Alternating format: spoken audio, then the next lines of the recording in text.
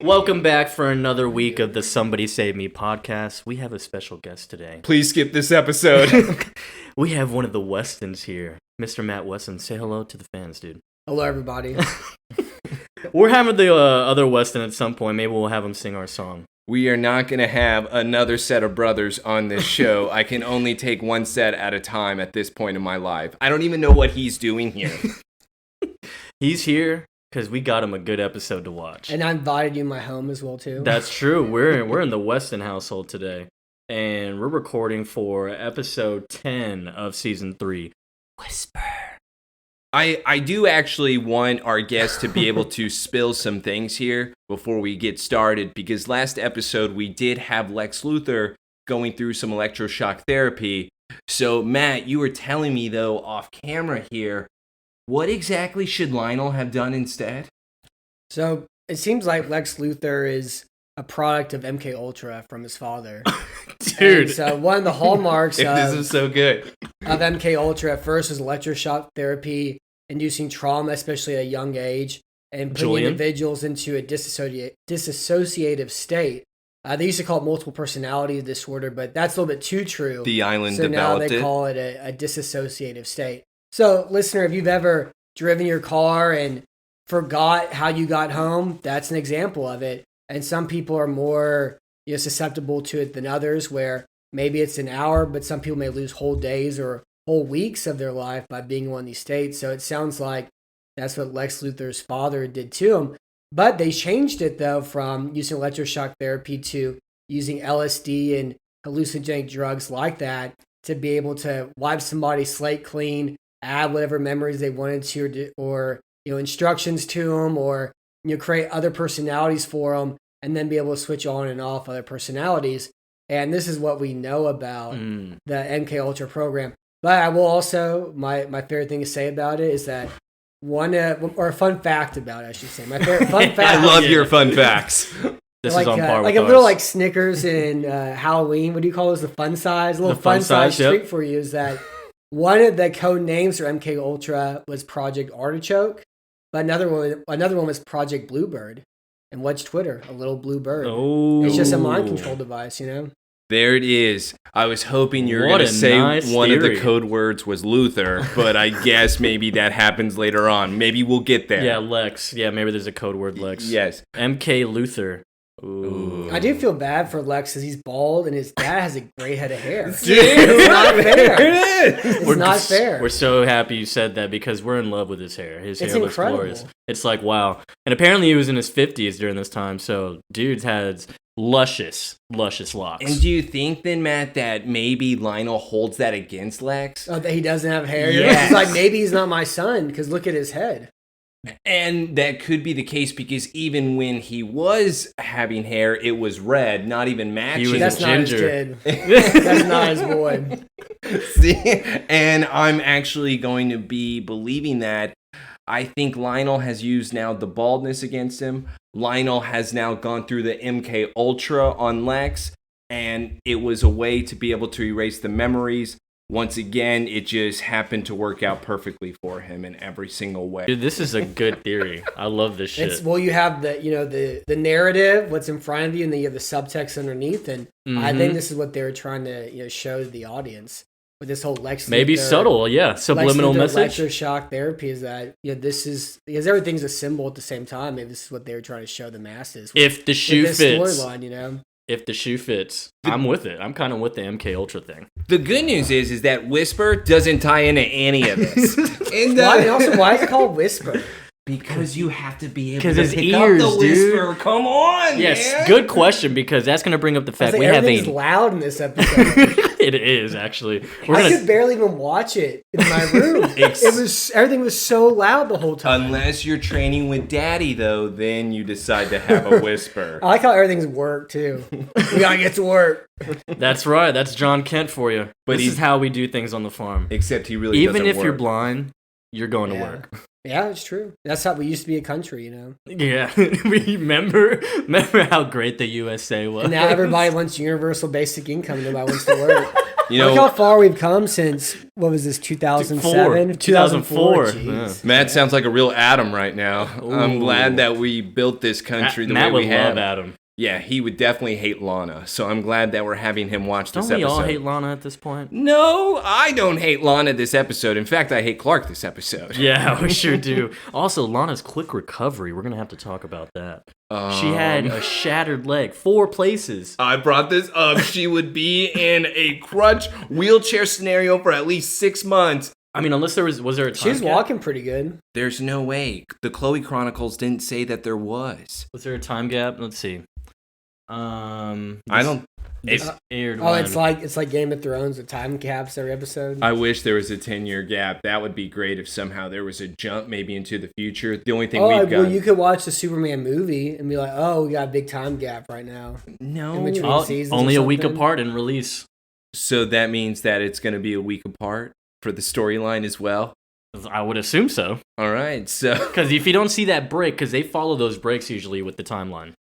Lana's really good at rehab then, huh? Adam and No, her no, putting Adam. in that extra hours. Putting in the extra meat, bro. What? What? That's what we call working hard on the farm. is Yeah. Cooking some extra meat. I know she he misses. doesn't work on a farm. She misses the farm boy though, so she had to get the work in. Does at the- she? at- Does she miss the farm boy? well, the farm. Okay, she probably does miss the farm. She could just barge in anytime she wants. But yeah, we get a new power with Clark today. We're gonna get we're gonna dissect this episode because we have Matt here and of course the 2 nerds back for another week of this wonderful ride. I can't wait. I'm so excited for this episode. Clark is so awesome. Just remember to whisper.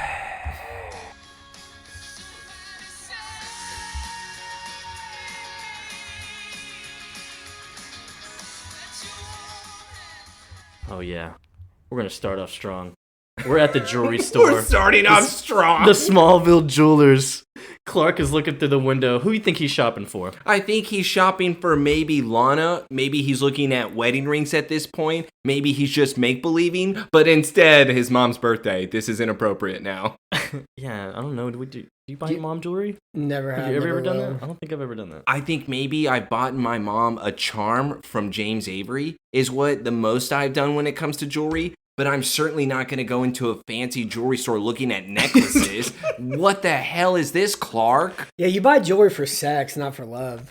Yes, you would think Jonathan would be doing this. Also, I think it's inappropriate that Lana then walks up to Clark while he is shopping. Oh, maybe she thinks he's getting something for her. No, she thinks that he is getting something for somebody else. Oh. And that's why she is questioning him Oh, and she's already. just staring at him? Like, what are you Yes. getting? Who's that for? Exactly. No, crossing the line from both of them. And also going back to your point, Joseph, the taste of hospital jello is finally getting out of my mouth. You were there for a week. Also, I want to add to that.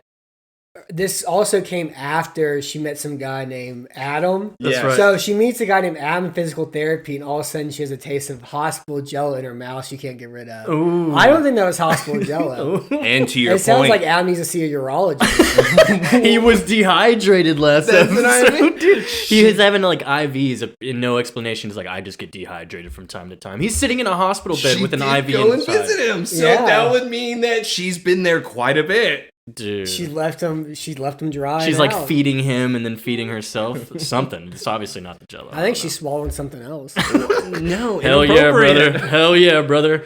Lana, of course, just saying her leg's feeling better. Clark is. He doesn't look very happy that it is. It's because she still reminds him every time in her, like, because they have a weird communication where they both able to understand what they're thinking. And she's thinking right now, remember that killer horse that you caused me to then break my leg? Clark then looks down saying, I remember the killer horse. This is all my fault. Well, and the horse is a symbol of a nightmare too. So going back to Lex Luthor's, MK Ultra, he had some strange nightmare, and now he doesn't remember who he is. He got kicked by a horse. It's all part of it. Dude. There it is, because We're going to unravel this. Lex right was here. the one that actually threw Lana in there. So, Matt, you are tying a lot of things together It's MK here. Ultra. He didn't even watch the Everything's MK episode. Ultra. This is crazy. That's why we brought him on, though. He is a certified doctor. I do love all the outfits in this show too. Like, here in Texas, it's only 75. And this is a real, cozy, comfortable mood in the show. Oh, dude. All the flannel, Kansas. the nice jackets. Dude, that's all they're Yeah. ever wearing, Floss man. in the morning. I'm like, bro. I like it. And I see fog coming out of their mouth. I'm like, bro. You even see it coming from the street, and you don't know why that's there. all that sewage is just getting roasted down there. But so Lana leaves. It's a very awkward convo. They leave. It's an awkward goodbye. Not even the classic turn around. Let me look at you one last time. We have, I this guess. guy has great hair too, by the way. That flow he has going on. Oh my! Oh, the kid. Yeah, great hair. He's got some locks. Nathan. Nathan. Yes, we get introduced to Nathan, and I guess is this his dad? Uncle? It's not, because I can't remember Nathan's last boss? name, but it's different. Mentor from the Big Brother Club, who was actually a bad influence on him. It's his big brother. Sadly, I think this is his coworker Oh, and their worse. coworker buddies. And that's the only reason why they've come up with a plan together for a smash and grab. Yeah, because we know later they're part of the tow truck thing. So I think they obviously work together or something. But yeah, so we get introduced to Nathan and this other guy who looks like they're about to pull off, I guess, a crime, a heist. And they're going in the jewelry store. But one of the guys who's left in the car, the getaway driver, put some things in his ears. So it's like, oh, what's about to happen here? Am I going to get Shriek? Oh my god. Oh Shriek, my dude? god. No, Shriek, not Shriek. And of course, Clark's still shopping. He's like, you got anything with less numbers on it? Like, dude, you cheap bastard. You are John's son, dude. Are you looking at diamond earrings for your mother? He's trying, I don't know, something's weird going on with him. Just and go to Martha. Kohl's. Right? I don't understand what he is doing here, and I just love the insult, though, of, oh, you can't afford anything, kid. I have some costume jewelry for you. They're plastic. I just got it from China last week. Yeah, let me look at the shit that little kids made over there overseas. Look at this pretty rock that seems to be everywhere in this town. Oh so this my is god. made by so children. yeah, just know this is This is the costume jewelry. yeah, this is the It's like a rare stone. And of course, he's like straight from outer space, and obviously it's meteor rock, it's kryptonite. Clark starts feeling woozy. He and starts he's like, he's edging right there. Yeah, He's not is that feeling what he's woozy. doing? He's trying not to bust. oh, edging. It's like that Dark Knight scene. With, Oh my when gosh. she's in the courtroom. Yeah, that one's absurd. But then we get Nathan, who's like doing some weird action with his throat because he's in the store too. It's like, Does your Adam Apple not go up and down about Dude. 1,000,000 miles an hour? I don't know yeah, how it's he making does some it. weird like a machine sound almost. It's like When my wife Like a super soaker pumping, and then in order to just shoot out a shit ton of air through your lips, that then jiggles. That's what I'm and it's thinking. Is a it like the whistle? whistle through the teeth, or it doesn't make any sense. or is he grinding the teeth? I- We don't know because he's just Look, like it's just the bottomless quivering. Whenever my wife gets off work today, I'm gonna tell her I have something I try out on her after watching this episode. oh yeah, brother. Also, That's a good marriage. With this plan, guys, if Nathan is able to do that with his mouth, and now everybody is crawling down to the ground, covering their ears, and all the glass shatters in the jewelry store, can't the burglar then just pick up the jewelry and walk out instead of bringing a gun into the situation? Yeah, that's Everybody an armed freeze. robbery now. They're already on the ground. Yeah, Why don't you like just everyone's take like it? ears That's are a bleeding. that's a difference in 15 years too. No gun, it's just robbery. Look. That's like 3 years in prison. You bring a gun, that's armed robbery. Yes, That's armed robbery for real. I That's don't an extra understand what 10 his years in point is. jail. Now, let's get to a part that really doesn't make sense. So, as Clark is like, obviously his ears are hurting, he's seeing the guy with the gun, and things are getting blasted on, and the rock, the jewel Damn, he with hits the gun directly with the, too. What a with the shot. kryptonite. The earring. Yeah, is it an earring? Yes, It's an earring. the costume So it has the jewelry. kryptonite. He heat visions, and it manages to get it in the way to where it reflects his heat vision back to his eyes, where it's like it burned the retinas. It was the green kryptonite from the earring rock, the heat vision going through it that enhanced the kryptonite, blinding Clark, causing, you could say, a wall to now go over where now he can no longer see Lana was no longer even affected by the scream whatsoever. She just knew Clark was in there. Yeah, she walked in late because I think she heard the shit breaking or whatever. I mean, she was like So down the street like all the way. It wasn't like a particle Yeah. that hit him in the eye? That's what I thought. What? I thought like a piece of it hit him in the eye. That's what, dude, when I was rewatching, I was like, I thought this happened differently. I thought literally he got meteor fragment in his eyes, from what I could remember. Oh, you didn't think that somebody just put a glare in his eyes? That's what it seems like. You didn't think that that's what happened? Because that is what happened with the glare. meteor. It seems like with it kryptonite. now that you were like that. I thought it was like a particle of it, like shrapnel. Yeah, like really small, like microscopic maybe. I don't know, but obviously it burned the retinas. Like he literally went blind. Lana's walking in like, Clark, you good? Like, no, Lana, I can't see. And now we get to the best part, because now Clark is going to turn into Ron Burgundy from Anchorman 2 when he went blind. And I don't know who's worse, Ron or Clark. It's definitely Clark in this scene, because as he's sitting down on the couch, okay, are his muscles tense? Did he have some type of fall? Because for some reason he's shaking when he's sitting down with his arms and everything. What am I missing? No, you're not missing anything. What is he doing? Man, and then of course they're trying to talk to the side, like John and Martha, like as if he can't hear. Yeah. Like, I don't know what we're gonna do. Our son's a cripple now. What I just love, though, is that it really is kind of Jonathan not wanting to worry about it, just saying these type of things have happened before. It looks like that the retinas in his eyes have been burned. I'm sure we're just going to have to wait. And Martha says, John, we went to the hospital and you didn't help at all because you handcuffed the doctor. What happened to your son? We don't know. So, can we get some blood? No. Can we test your son's vit? No. So, what can we do? No. I think it's the right decision. He's Superman. It's like, what, some dumb doctor going to fix him up? You're right, Matt. So why are we taking him to the hospital? To begin with, yeah. That's true. Why are we doing this then? Because we've had trouble with doctors. Child neglect then, If you have to at least show the illusion that you're helping him by taking him to the hospital. It's like, we took him to the hospital, we couldn't do anything. And everyone knows the Kent, so if they start seeing Clark walking around blind, they're like, what happened to this kid? Did you take him to the doctor? Yeah, we did. Nope. We left him at home. Well, and you just even said it, Joseph. They have trusted a doctor before. And that did not turn out well. And that's what John now is throwing in Martha's face, saying, look, see what happened with Helen? That could happen again. Martha is freaking out. She is really concerned that something serious has happened to Clark and that this may be permanent. But Jonathan then says, we don't even know. Keep it down. And now Clark. Dude. Why Why does he look like he just got maced for like the past 12 hours? He looked like he just climbed out of a trench in 1916. Yes. He's like a little malnourished, Gosh. like just depressed, no sleep. Like he looked like just shell shocked. Yeah, shell shocked. Hey, for real. Guys, don't I get a say? He's Tiny Tim now from Christmas Carol. Of course you do, Clark. We love you. He's like, I think it's not really a question of when. It's gonna be just a matter of this is my life now. There's a lot of people that live with disabilities.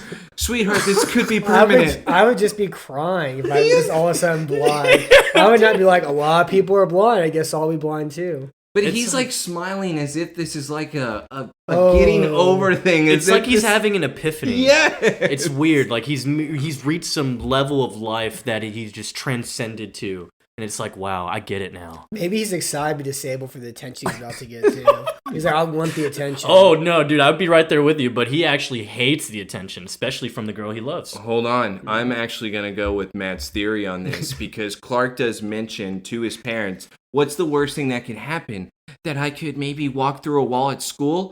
But what we do find out after Clark's little weird disabled joke there is that they then go to the high school, and Matt, you just said that he'd be doing it for attention, and what does he say to Pete? Puts on some glasses, like, everyone's looking up. He's like, everyone's staring, right? Look at his smile, he's so happy. Yeah. He's just smirking. He's smirking down the hall. I mean, honestly, it looks hilarious, so. You saw the tall, handsome farm boys all of a sudden coming in, going Ray Charles on us. Yeah. I'd laugh a little bit, maybe. He's playing the piano in the next scene. He's joined band all of a sudden. He's good at it. Why don't we just, wait before we go to class? Why are we not taking days off of school? Why don't we just said we had eye surgery or something? Back up. Dude. I don't understand his Ray-Bans also. This is $1 million dollar production probably. Like this is WB. This isn't like a straight to streaming movie or straight to video movie. These aren't even real Ray-Bans. These are like fake plastic ones that That's you get true. at a college apartment complex. Okay. Get the man some real Ray-Bans. Hold on. You're trying to tell me that Kent can afford Ray-Bans? Dude. Real Ray-Bans? You both are crazy. He barely could afford the fake jewelry. He wears the same clothes every week. That's a good point. All right, but I do love that whenever Clark and Pete walk down the hallway, they walk up to Clark's locker, and Pete says, "Don't worry, man. I've been breaking in your locker since the 3rd grade." Yeah, that's weird. I didn't know if that it's Clark's. Is that funny? Is that a funny joke? Oh, so that's where all my shit goes missing. Thanks, Pete. Pete then helps Clark by putting his hand on the books. I don't know how Clark is going to be able to read those because they're not in Braille, right? Now, let me get your books, Clark. You'll need these for later. Damn, he needs whole new books. Yeah. And Pete even mentions here, though, hey, lucky for you, the guy who committed the crime at the store is landed on my mom's radar, so Judge Ross is going to have her on the calendar. Law and Order, baby. Law and Order. Law and Order. I'm like, wow, so we get official confirmation. Here we go, Taylor. Are you ready? Are you ready? Yeah, I need the audience to listen to this right now. Everybody pay attention to the next 10 seconds. Go. So, Taylor was right. Oh! Judge Ross was, in fact, Pete's parent. I just couldn't believe that. I thought it was maybe a relative, like a sister or a brother of the family. But no, it's his mom. And now it really doesn't make sense how Pete is not looking rich all the time. But remember, he always gets a new car every month. He has a great jacket on. He's right got now, the too. vintage cars. He actually has pretty cool clothes. And he's actually quite popular, too. Now, that would even explain the ending. So now we're connecting a lot of dots of how Pete knows everybody and how everyone's friends with Pete. They only like him because he's rich. So you're saying it's a class issue then, is what you're saying? Seems like it's a class issue, yeah. And the dirt bikes? Nope, then the dirt bikes would have been Pete's. It was Both are Pete's. He was like, Yeah. Clark, come on, take the other one. It's probably Dude. just a summer You know, present. Clark couldn't afford it. John only spent on his bike. Yeah, I know, but Clark then takes that too and probably destroyed that while he was in Metropolis. Thanks, Cal. Here you go, Jonathan Kent. He just threw the bike at somebody, probably. I also, let's get into Lana, stop walking up to Clark. Yeah, actually, how are you walking up to Clark because your leg was broken in 4 pieces from the horse 2 episodes ago? Killer horse. Killer horse. You were on a cane last time? I don't know. It's only been 2 weeks, bro. So Lana basically offers help to Clark. He drops his books because he's an idiot now after being blind. And he's like, you know what, Lana? Just because, I'm blind doesn't mean that things have changed between us. You don't have to, feel sorry for me or help me out. After they do a little weird hand touching too. He's like touching her thumb. It's not even her hand. He's just gently holding her thumb. He's already just going like back and forth with his hand on her thumb. He's giving her the old back and forth. He's trying to do the blind person thing where he has to feel the hands. When he starts feeling her face. He's like, what is he doing? He's like, wow, this is second base, huh, Lana? Clark, I'm just trying to help you, but I guess that was a mistake. Go to hell. Yeah, he's like, I won't do that again. And of course, Pete's like, Clark, you're kind of a moron. Pete's like, this is awkward. Why did you do that? I was trying to help. Obviously, whenever people You got a corduroy jacket? I know it's a nice jacket. It's like wool line too. What? Guys, he's rich. We just covered this. Damn, bro. That's probably a $175 jacket, Yeah, he's able to cover that. which is like $27 in 2004. But Let's get to the new power. So, yeah, we finally are getting glimpses of the new power here. We're starting to hear everything. As Pete's clicking the lock, opening it up. So loud. It's like Daredevil. Yeah, sounds loud. Sounds like a clock ticking, really, like a loud one. And there's a big fat person walking down the hallway, just He's hearing the giant bursting his footsteps. brains. Just giant footsteps. He's hearing zippers. He's hearing everything. It's like almost a Spider-Man scene, too. Sorry to mention Marvel, but... Man, that's 2 Marvel references. We Toby. can't do this. I know, it's true. I was going to reference Ben Affleck, Daredevil, because it ties into DC. Yeah, and he's blind. Yeah. That'd be a great joke for a blind person. Whenever there's some fat person walking out, they just start going, oh, like in their ears. My ears! ears! Oh! God, who is that? and so, yeah, Clark is freaking out, and Pete is like, dude, what's wrong? He's like, I don't know. I like so much noise. You don't hear all that? He's like, nah. But he's actually eavesdropping now on a whole conversation happening like damn near half the building away. Through a wall, by the way. How is he even able to pick up this conversation specifically? I do want to say, and I'm going to ask you this, Joseph. All right. Is it because Chloe's voice is kind of like a calming sensation to Clark. And that is why he was seeking something that was going to make him relax. And that was the voice he was able to find. No. What do you mean, no? How else Because is he if all specifically listening to all her? those loud noises are happening up close to him, that means he's for sure hearing shit that's far away. I know he'd be hearing other people's conversations. Why is it specifically hers? Okay, I'll give you this. If anything, he recognized the voice and was like, oh, I think this is Chloe. And he started to maybe focus a bit. Because it's sexy. Yes. No, I think he was because he heard Lionel. He's like, ooh. That's not what he said. I hate this guy. Let me hear what he has to say. But the phone call. The eavesdropping, the phone call is really about Lionel and Chloe's pretty much their pre-agreement of how Lionel had her for the Daily Planet column, but she needs to start doing more research on Clark. So he's asking for more, and Chloe's like, no, I don't have anything new. I'm not going to get anything. He's my friend. I'm not doing that. He's like, do I need to remind you that you were making such good progress, and I would hate to rip that all the way? And it's like, okay, Lionel, of course, back again this week to be a big piece of shit. Because last week, I don't know if he can ever top that. I think he probably will, but... Well, and when Lionel is questioning the reason why he's asking Chloe, why don't you have something new, is that he tied into the incident at the jewelry store saying that whenever Nathan came in and did his screech, that everybody sustained a hearing issue. Clark sustained blindness. So how does that work? Yeah, so it's kind of a cool thing he put together. Is like, oh, Clark was there, but he didn't have ear problems? Interesting. He's blind. Why is he blind, Miss Sullivan? I don't connect those dots. Yeah, and we already got the hint last episode. Lionel's been spying on Clark. He's got the security footage. He knows he has a secret.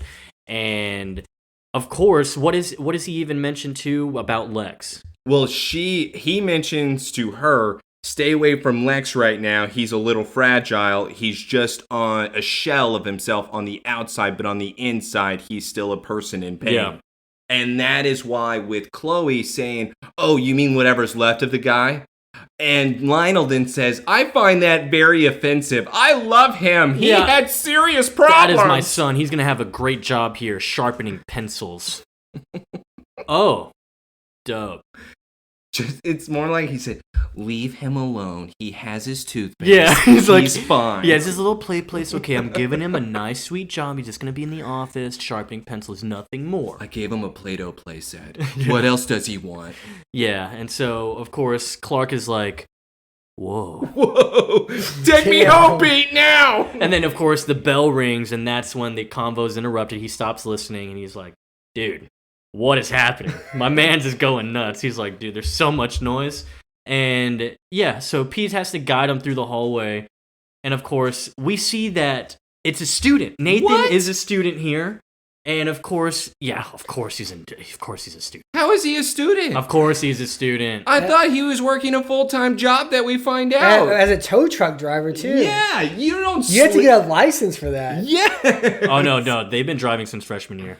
Okay. Oh, because they were on a farm or whatever. Dude, you can get driver's license. No, there's actually no legitimate reason why there should be driving. There's agriculture. No, there is. Is there? Yeah. It's for whole vehicles though? Yeah, automobiles? Yeah, you can get licensed at 14 if you work in agriculture. Or if you're part of an alternative high school. Yeah, or you have to drive an older person around or something like that too, so you can run errands for them.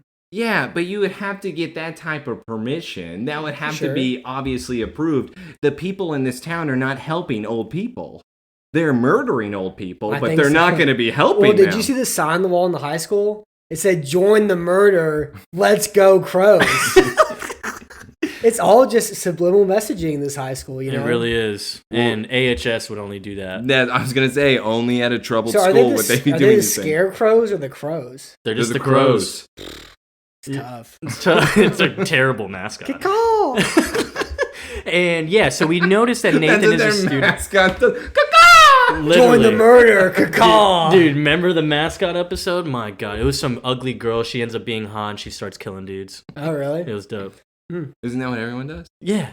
All right. So yeah, Nathan sees Clark and Pete walk out, and so we get a glimpse that Nathan's a student. We go back to the farm, and of course, Clark is telling his parents about the whole thing that happened. It's like, I can't do X-ray, I can't do everything. Maybe since, all of those are gone, my hearing's just been amplified.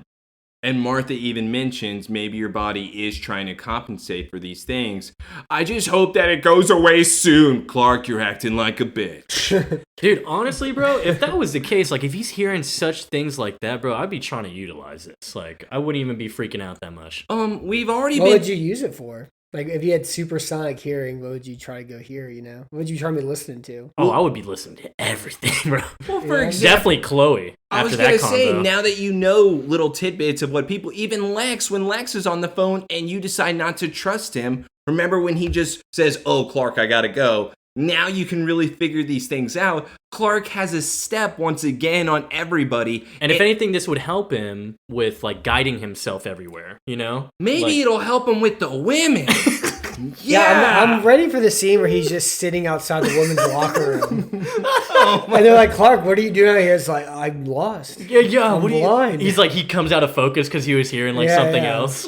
He's like, what? Oh, is this not my class? Just the snap of sweatpants. Just sitting outside. And so basically, Clark now mentions, I did hear now the conversation with Chloe and Lionel. Oh, yeah, that turned some heads, man. Yes. Because they're like, what? What do you mean? It's like, they must have been on the phone, they were talking about me. And of course, anytime we hear about Lionel involved with Clark at all, it's a no-go. No one likes that. Oh, by the way, Mom and Dad, I don't think it was the first time either. No one can hear us talking right now. Hey, guys! Lex just walks in. Dude. He just heard everything that you just said, right? You said Lionel and Chloe? What? Walked up, and yeah, Lex is back. Maybe he has supersonic hearing, too. No, dude, he has high white blood cell count. Okay. Guys, yeah. MK Ultra, we've been through this. Matt, I had you on the show to explain this because maybe it affects your hearing, too. I don't know. We have rehabilitated Lex walking in. It feels eerie still, like, around him. Do you not get that feeling when, like, he's talking now? Is it the big black cloak that gives it away? No, he always wears that. It seems pretty bigger now. Like, Maybe it goes so. to his ankles. I don't know. The maroons here's a little off-putting, He usually wears dark colors, but this is such a weird scene. Come on, Lex. Don't look at me like I'm disabled right now. Yeah, I can feel your stare at me. It's like, come on. You don't like the Ray-Bans? I'm still the same old Clark. Ophthalmologist. We're talking about top ophthalmologist, and he's like, Clark, I can call one right away. He's like, nah, man, look, this isn't a problem to be solved. This is my life now, Lex, okay? So get the hell out. I'm disabled. I'm blind. It's very, like, Old Testament-y, It's Yeah. like, oh, I can help. It's like, no, I'm going to leave it to God. Don't get me God will started take care on of that, it. bro. This man is so old school. It's disgusting for a 17, 16? Yeah, no, right now? Yeah, he's 17. He's 17. Dude, he doesn't make sense. So he acts like he's born 80. in 87, not 1087. Well, actually, I don't think he's 17 yet. I think he turned 17 in a couple months. So wait, when it comes to Lana's birthday cake, where they finally were able to make out, was that 16th birthday, 17th birthday? I think that was his 16th, but that was last year. Like, last May. They're going to give us another birthday episode. Remember, Lana's leg healed in a week, not in 6 months like a normal person. That's probably what's confusing us right now. Yeah. I'm going to say 16 still. Yeah. So 16 now, gonna turn 17.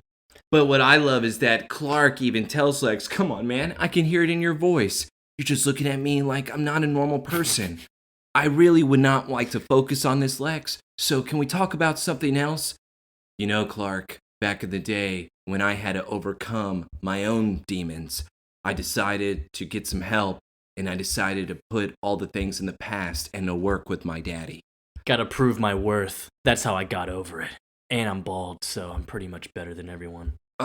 Lex saying that I got over it by returning to Luther Court and offering my father's approval back. This is weird and disgusting. How is that overcoming your demons? Lionel has always been the asshole, the villain to you your entire life. And you're saying, I had to overcome my demons by now joining him. Because it's weird. I don't know, man. It's like Lex is... It feels like I don't believe what he's doing. Like, maybe he has... Yeah, he's plotting. too much. It's like he's plotting or something. I don't know. It just does... It feels off. We both hope he is plotting. I think it's the problem. Oh, yeah. I think it's another personality. He took way too much LSD. See, I think... They gave him a lot of drugs. And maybe they put LSD into the alcohol. That could have been it more Man than was anything. seeing unicorns, bro. Pink rainbows. No wonder they don't make believe it out of his him. carpet. That would also make sense on why they did not believe him with Clark being able to stop the car and destroying it. Because they're like, this man is on LSD. It's like, we put LSD in your stuff, so you're definitely making We're trying shit to create a new personality for you. Yep. Clark does mention now to Lex, do you even think that job offer was real from your dad? Clark, why would you say such a thing? My daddy loves me. You know something I don't? It's like, well, look, I heard that the job offer's a scam and that it's not really going to do anything for you. He's just going to have you sharpening pencils. Well, I do love, he goes, what, so you think I'm going to twiddle my thumbs? No, his exact words were sharpening pencils. At least that's more productive than twiddling your thumbs, you know? But Lex That's looks true. at Clark, and the reason why I love that... His exact words, why would you say this, Clark? Because then he's going to dig. Well, actually, I thought that Lex goes, that's exactly something that my father would say. Because he wouldn't say twiddling thumbs, he wouldn't say wasting time, he would say sharpening pencils. And maybe he has said that about an employee before. Yeah. He's looking, he's like, that's my dad's old saying. Exactly. That's what I got out of his look to Clark. It's like, damn, you got my... Exactly. One thing about this show that kind of confused me is that nobody just like keeps things to themselves, you know? No. You have to tell everybody about everything. Like, for example, like if I heard my friend's dad was giving him a fake job, like, that's not my business.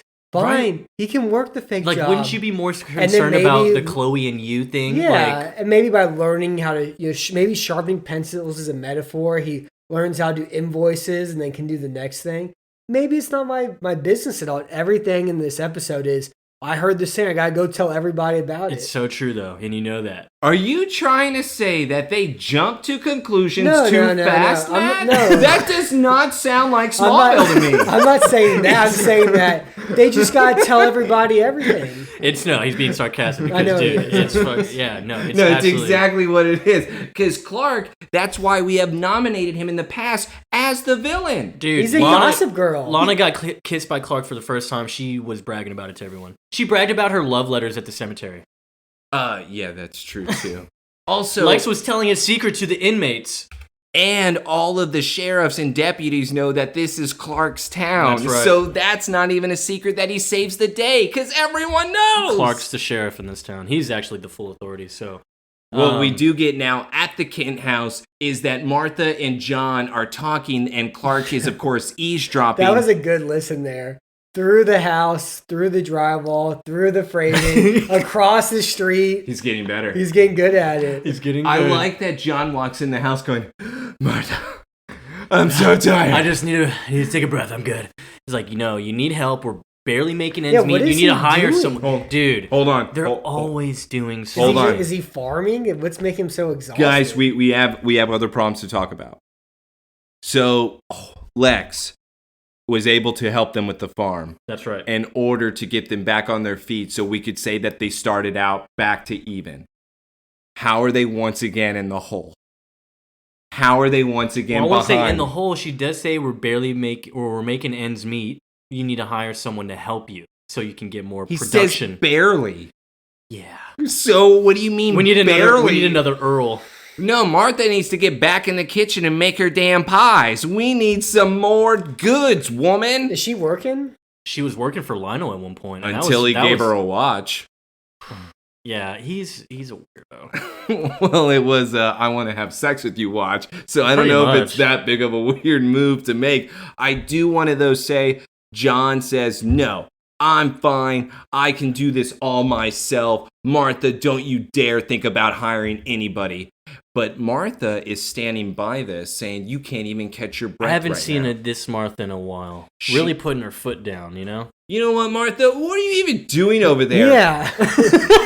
Telling me I need to work less? What are you doing? Maybe you should work, Martha. And Martha, though, is telling John, you know what I'm doing? I'm looking for special teachers for Clark.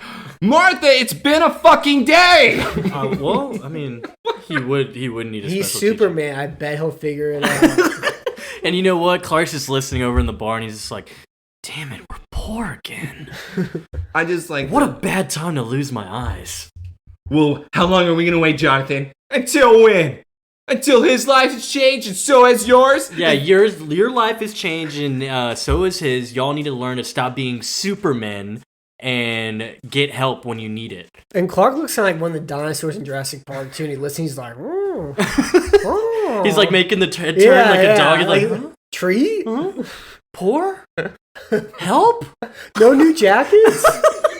No new flannels. The loft is sick though. I burned 2 of my jackets. I've wrecked the car like 3 times. Martha's saying you cannot do it alone, but you have to be able to learn to ask for help because, John, you're old and worthless. Honestly. She then walks away extremely mad. John is left dumbstruck going, damn it, I'm sleeping on the couch. He should sell that telescope too. He's blind. He has no use for it anymore. Help the family out. Clark be using that. Oh, well, that's true. Yeah, Clark he's can't blind use it now. anymore. He needs to sell What's that he going to be telescope. looking at? Put his ear against it? Maybe I can hear even more super. I can hear the stars. So I guess Lex Luthor's a weeb with his katanas in the back, you know? No. Those are he katanas. is. No. He is. Thank you for saying that because, dude, other times, like maybe 3 times that Lex has had servants dressed like that and they're Asian people. He's a weeb. He's weird, bro. He's a And he has weeb, the dude. katanas on the wall, but he still has like white and black bodyguards, like in suits. So I'm still confused. They only bring tea. I don't understand this scene because mean? Lana decides to walk into the Lex mansion and then tell him, hey, so it looks like my insurance doesn't have to pay for my medical bills because it's already been covered. Does somebody have any explaining to do? Well, it was my fault. I was the one that threw you into the killer horse stall and you were then trampled. So I feel a little responsible. You know, Lex, I don't need these grand gestures. You could have just stopped by the Talon in order to say hello. The bullshit, dude. No, I'm sorry. I'm not going to be accepting a hello from crazy man pushing me into the horse. Grand gestures, though? Come on, Lana. You know that's my style. Plus, I'm sure Clark has been around in order to look after you right now. You don't need me. Actually, he has not been around. We decided in order to stop hurting each other, we decided to stop seeing each other at all. Lex goes, yeah, I'm sure with his new reality, though, of being blind, he could really use your help. He needs some pussy. But, I mean, come on, Lana. I did the same thing with my father when he was blind. They need us. You know what? I don't think my presence is going to be able to raise his spirits. Hey, Lana, you came in here wanting to talk about how you were thankful that I was paying for your medical bills. It's funny that you decided to just use the coffee shop in order to pay for gift baskets for a guy named Adam. Yeah. Who's Adam? That's the man filling her mouth up with hospital jello, you know? That's right. Why are you looking at the talent bills? I'm gonna pay it back, Lex. It's just gift baskets. Yeah, Lana. You spent $2,000 on gift baskets, Lana. And here's the other problem I have. Why did he say baskets? Yeah, multiple. Why is that not singular? Why is that plural? It's like, And also, and they it's say been a- like, it's a boy, you know? And, you know, it's only been a week, right, since they were in the hospital the first time. She did bring that one gift basket, but you think he finished that? And asked for multiple gift another? baskets in 1 week, bro? Not possible. If he's in the hospital that much for being dehydrated, he is the biggest liar I've ever met. Lana, these are red flags. No, she loves red flags. The redder the better. I can save him. Yeah. Yes, that's always what it is. I I can can save fix him. Yep. He's fine. Yep. He's good, Mom. Yep. Too bad she doesn't have a mom. Yeah, Yep. she's dead. You know, you still haven't answered my question, though, Lana, of who Adam is. So he's a friend. He's a friend in physical therapy.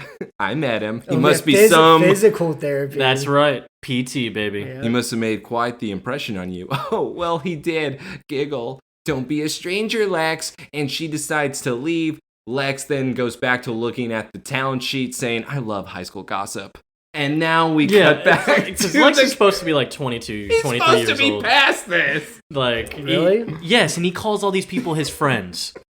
He calls all these people his friends. Lana and him are business partners. That's 50-50. It's not friends. Clark is literally his friend. That's Hey, his little brother. You want to get to your slutty bug here? Matt, of Chloe pulling up in her red little Oh, buggy? I'm ready for it.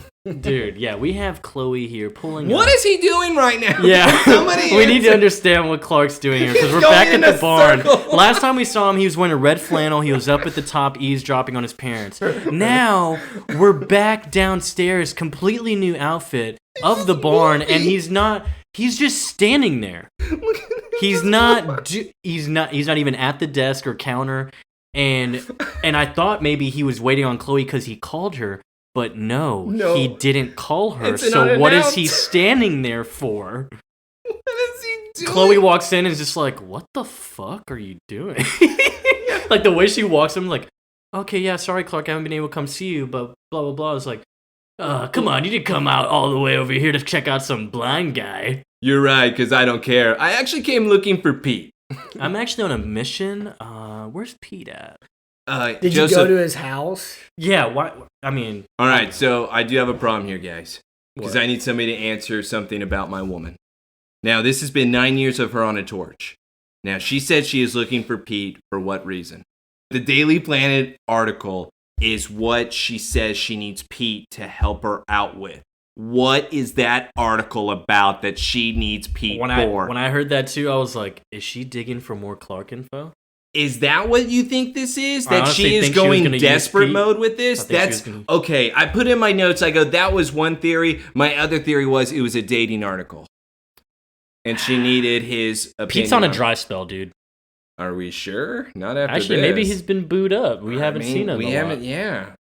He's like, forget Clark. I want this girl. Yeah, see? He's not gay anymore. Good for him. But yes, Chloe is in telling Clark we were supposed to meet this morning, but he never showed up. Oh, yeah, that's great. Is it that column that Lionel Luther got you? What's that supposed to mean?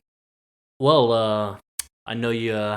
I know y'all's little deal. How long you been looking into my life? Now that I've lost my sight, things have become clear now. God, I hate like these little sayings he's throwing out there. Except he stands in one place like he's He lost. really is like an Abrahamic figure. Dude, Yeah. he's weirdly old school, bro. It's so Like strange. he's an Old Testament speaker of God. He's a prophet. He's an Old Testament prophet. You should hear Lana sometimes. My goodness, she's talking like she's Louise from back in the day. Yeah, but we all know through her family history, Lana is not the good girl whatsoever here. No, Lana's breaking the trend. No, she's not from the guys that she gets with. That's a lie. Dude, you can still be good with the bad guy. No, you can't. You got to give me an example of this. Yeah, I can't. I can save him. Well, and I think there's two things about Chloe. One, you don't see women with these like pixie haircuts anymore. I kind of miss it. you know? Yeah. Dude, honestly, yeah, And when you're then- watching this, she's like really pulling it off. It's Yeah. like, it's great. And then if you're a young man and you see a woman driving a convertible, With that pixie haircut? or just driving convertible in general, that's a dirty woman. That's You true. can't trust them. She does have a buggy convertible. Yeah, the VW bug is pretty cool. I think that we have all settled here. Chloe's the best. So Sure. now... But just don't trust women who drive convertibles, though. Oh. Don't trust 19-year-old girls who drive convertibles. She's not 19. She has got to be 16, 17. 16 to 20. Do we get a Chloe birthday episode? That would be amazing. I think eventually we do. Yes! Eventually we do. I do want to mention, though, going back to what you said of Clark saying to Chloe, so how long have you and Lionel been spying on me? And she actually opens up. She's honest. She's like, since last spring. After Lex's wedding. After you saw me and Lana? Yeah, and he brings that up. Don't tell me that's what this is about. And even she still admits She's so. upfront. She's like, he caught me at a really bad time in my life. I was angry, but I haven't done anything. And so Clark's face, dude, he just cracks me up, bro. He's so mad. And Well, he's like, what did you tell him? Your silence is deafening. Okay. enough with these puns, bro. He's so lame, dude. I just like that Chloe saying Your nothing. silence is deafening, Chloe. Nothing. I was just trying to help you so then I can discover what exactly he had on you. Why have you been spying on me? No, that's not what I've been doing. I just want to figure out why is he so intrigued with you, aka I was spying. Yeah, I mean, this is where you messed up, Chloe. It's like you're trying to justify stuff. Yeah, you just and it's did like you wanted to spy on him. There's no way you're thinking, oh yeah, let me see what Lionel has on Clark. Yeah, why is he asking me for more information if he doesn't know? I don't want to know myself, I swear. What would he have? He has nothing.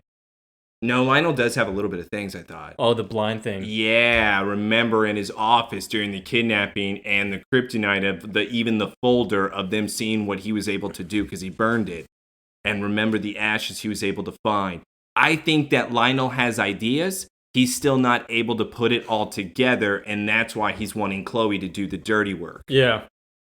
I just also enjoy the fact that Clark is really holding this against Chloe, and Chloe is also not even trying to really defend it. Besides the one comment, she is owning this. She is owning it. I'll give her that, because she was actually completely honest with it pretty much. And of course, and yeah, I mean, they kind of, it's like, it's weird because love to use that excuse too. He just caught me at a bad time. That's, yeah. It's just a classic excuse. But here's also the other issue I have with Chloe in this scene. Why don't you just tell him he threatened my family, Clark? He threatened everything that I love, so what am I supposed to do exactly when he's gonna pretty much fire my father? Because he has said this to me, that he will ruin our lives. That is why. That's all Chloe has to say. Why doesn't she say it? She does say it to him, She no? doesn't. What? Does she say it later? No. Play the tape. She doesn't Play the say it. tape. She just cries. You know, of course, she's like, I thought if anyone understood, it was gonna be you. To make a bad decision in a moment of weakness, but I guess I was wrong. And she just leaves. She doesn't tell him. Yeah. He's like, man, I'm kind of a dick. He's just sitting there, it's like, man, being blind's hard. It sucks when you can't see. Oh my god. Man, if only I could stare at Chloe's eyes this whenever is we... the best you gotta... Bro, this is the funniest shit. Look outside though, real quick. Dude, here. that is the Kent farm, okay? That's his barn. The red in the background, that's his barn. Okay, Clark, we talked about it. He moved from the telescope little window, moved down to the first floor with Chloe when they had their convo. Now he's outside of the farm fence, like the entire house and land, sitting on the fence, looking funny as hell because he's blind. And of course, Pete pulls up, and Clark just like pretends to be blind here, like he has to like adjust himself on the fence and get down. I don't know. It just looks really fake. It's like he's pretending to be. It's like he's on a tightrope. He's just sitting on top of the fence. He's like, And the best part about it is, how did he get up there? If he's so scared to get down like that, he has no idea how he's like where he's sitting. yeah, it's like he's What was magically getting like up? dropped on top of the fence. Can you imagine him? I would want the scene of him getting up on the fence. I would. Is there a deleted scene of it? and it's really stupid because like, dude, this is his Like, he's child. just getting This is hit his with childhood mousetraps. home, right? His land. Pete pulls up. He's like, man, your parents are ready to put you on milk cartons, bro. And I'm like, because he's missing? Have they not been looking hard enough? He's outside of his house. And then he says, like, how'd you get out here? I guess I know my house better than I do, like I thought. And it's like, you walked out the barn front door and went down the road to the gate? If John was, I'm confused. A kid would know that. If John was serious about doing the chores that he says he does, he would have been able to see Clark easy. But this is why the farm always fails and why they can barely meets in. Yeah, they go just peep out the window to see if he's up at the telescope window. And they're like, oh, he's not there. Damn it, where'd he go? No, they only have one spot. They have his barn. He's not in his barn. Well, I don't know where he is. Damn it. Call the sheriff. Call the sheriff. God. This is the 15th time I've been out here this week. And it's just so funny. He's outside of his house, bro. Pete then looks at Clark in the scene, though, and says, oh, is your super hearing thing back? Yeah, Pete, 'cause did someone follow you? Yeah, because he's hearing like a whole bunch of clanking and stuff. And Clark's like, what? What? Someone follow you? He's like, nah, like, what are you talking about? And the tow truck boy comes out. Nathan. It's Nathan. And he's like, he- Ross, get in the truck. It's like, Also, here's my Adam's apple trick. It's gross, and I don't know how he does it. dude, it's weird, bro. It His gets shriek. grosser every time. And I he's see doing it. the weird shriek thing. Hurts Pete. Clark is asking who it is because obviously he can't see who it is. Big, who is that? And of course, Nathan throws Pete in the towing truck. And Clark's just like, screaming like, "What's going on? I'm blind." He's like holding onto the fence still. What? This is my thing. You're telling me Clark is gonna lose his balance like this so often? Like, why is he holding onto the fence? Someone talk to me, Pete! I mean, maybe he's discombobulated because the ringing, but whatever.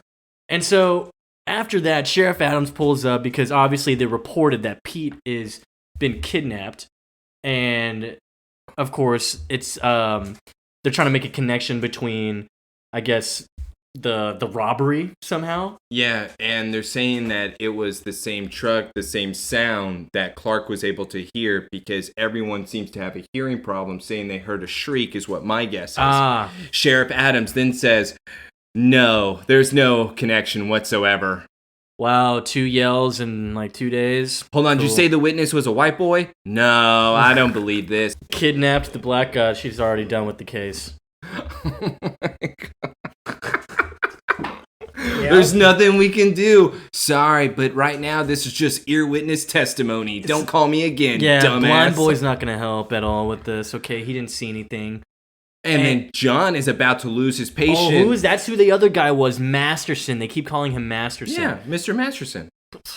Weird name. Yeah, I wish they would give us a first name, but they don't. And instead, John then says, okay, there obviously is a connection. Why can't you put 2 and 2 together? Knock at the door. Martha goes and gets it. It's Judge Ross. All of a sudden, first appearance of Pete's mom, Judge Ross. Sheriff Adams changes her damn tune now, doesn't she? Judge Ross? Oh, now I care. I have to start doing my job. Yeah, what is this, Sheriff? The hell was that? I couldn't believe this. Sheriff, you got your badge on? Do your fucking job. Yeah. Oh, now you care. John is like, come on, come sit down here, Judge Ross. Sit down and look at Sheriff Where was Adams. Judge Ross the first time Pete was kidnapped? Probably, I don't know, going through the testing. And so she's going over that pretty much there's a ransom now. That if they don't deliver Masterson without, obviously custody, like not going into custody, prison or whatever, they won't give Pete back. They're going to kill him or The something. attorney is going to present to them, hey, you're going to drop all these charges, and you're going to stand there and you're going to say, okay. Cool. Clark is now once again back in the Clark Just bar. holding onto the door frame. What is going on with the balance thing? It doesn't make sense. It's like Inception. Like you have to spin it to see if you're in the dream world or not. He has to hold on to something, make sure he's still in reality. He knows. He's like, oh, damn it, I'm still blind. This is kind of funny, though. Because Clark has now everything turned up inside of the barn. He's then messing with an old classical radio. He's literally messing with the radio from the movie Radio that he loved. Parents then storm in saying, Clark, everything is loud. What the hell are you doing? Clark then grabs the radio and smashes it. And John's like, what the hell? Dude, that was my only radio. And they're in there and like, dude, it's so loud. And he's like, I'm trying to hear. I'm trying to get the focus down. Okay, well, let's turn everything off first. If I can't get a handle on it, I can't save Pete. They're like, okay, and there's all these different machines. Like, what was that? What is that? Sewing thing? Is that a sewing It can't machine? be that No, that's bad. not a sewing. Is it like some type Is of it oil record thing? player? No, it's not even a record player. Is it an oil thing? I thought it was something that was connected to the tractor, if I'm being honest. Oh, okay. Well, maybe it is. I thought don't it was know. like maybe the engine or something that they're starting up in order to cause more sound. Either way, multiple things are starting, like engines of a wood chipper. Yes. We have random other things that look like a sew machine, weird oil, I don't know, drums. Because his parents are now helping him train, just like John did with his horniness and his heat vision. He's now doing the same thing with now the hearing, except Martha's involved. You know, it is pretty cool that John actually has been there to coach him throughout all those things. All right, maybe this is what Jamie was talking to me on Twitter here, of him bringing this up to me, that Jonathan actually starts to come around and start being a better father. I'm still not buying it fully. However, I like what you even said there. John has been involved each time of Clark learning a new power. And he's taught him pretty much the right way somehow. And this is the weird part about it. When they finally figure out Clark does need our help, they really didn't question it for once. It wasn't an argument. It was, okay, let's finally help. I mean, yeah, you probably have a new power, so let's make it happen. So, of course, John is basically whispering to himself, trying to make sure that Clark can focus in without all, focusing only to his voice. Is that why it's called Whisper? Oh my god. Makes sense. The Yin Yang Twins song starts playing. His dad's just like, wait till you see my dick. Clark, you see my dick? Dad, I can hear you. And dude, no, like really, it starts to work.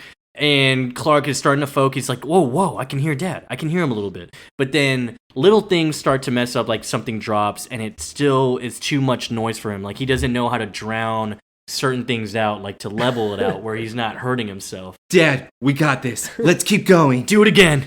And of course he does it again, and now he's able to focus in more to where it's not going to be hurting him anymore. And I just have to say this before you keep going. Okay. He was at a more like louder position in the barn. Okay, and he went first, like right next to him, and then he moved over to go. Is this easier? Hey, Clark, I'm right here. Like what?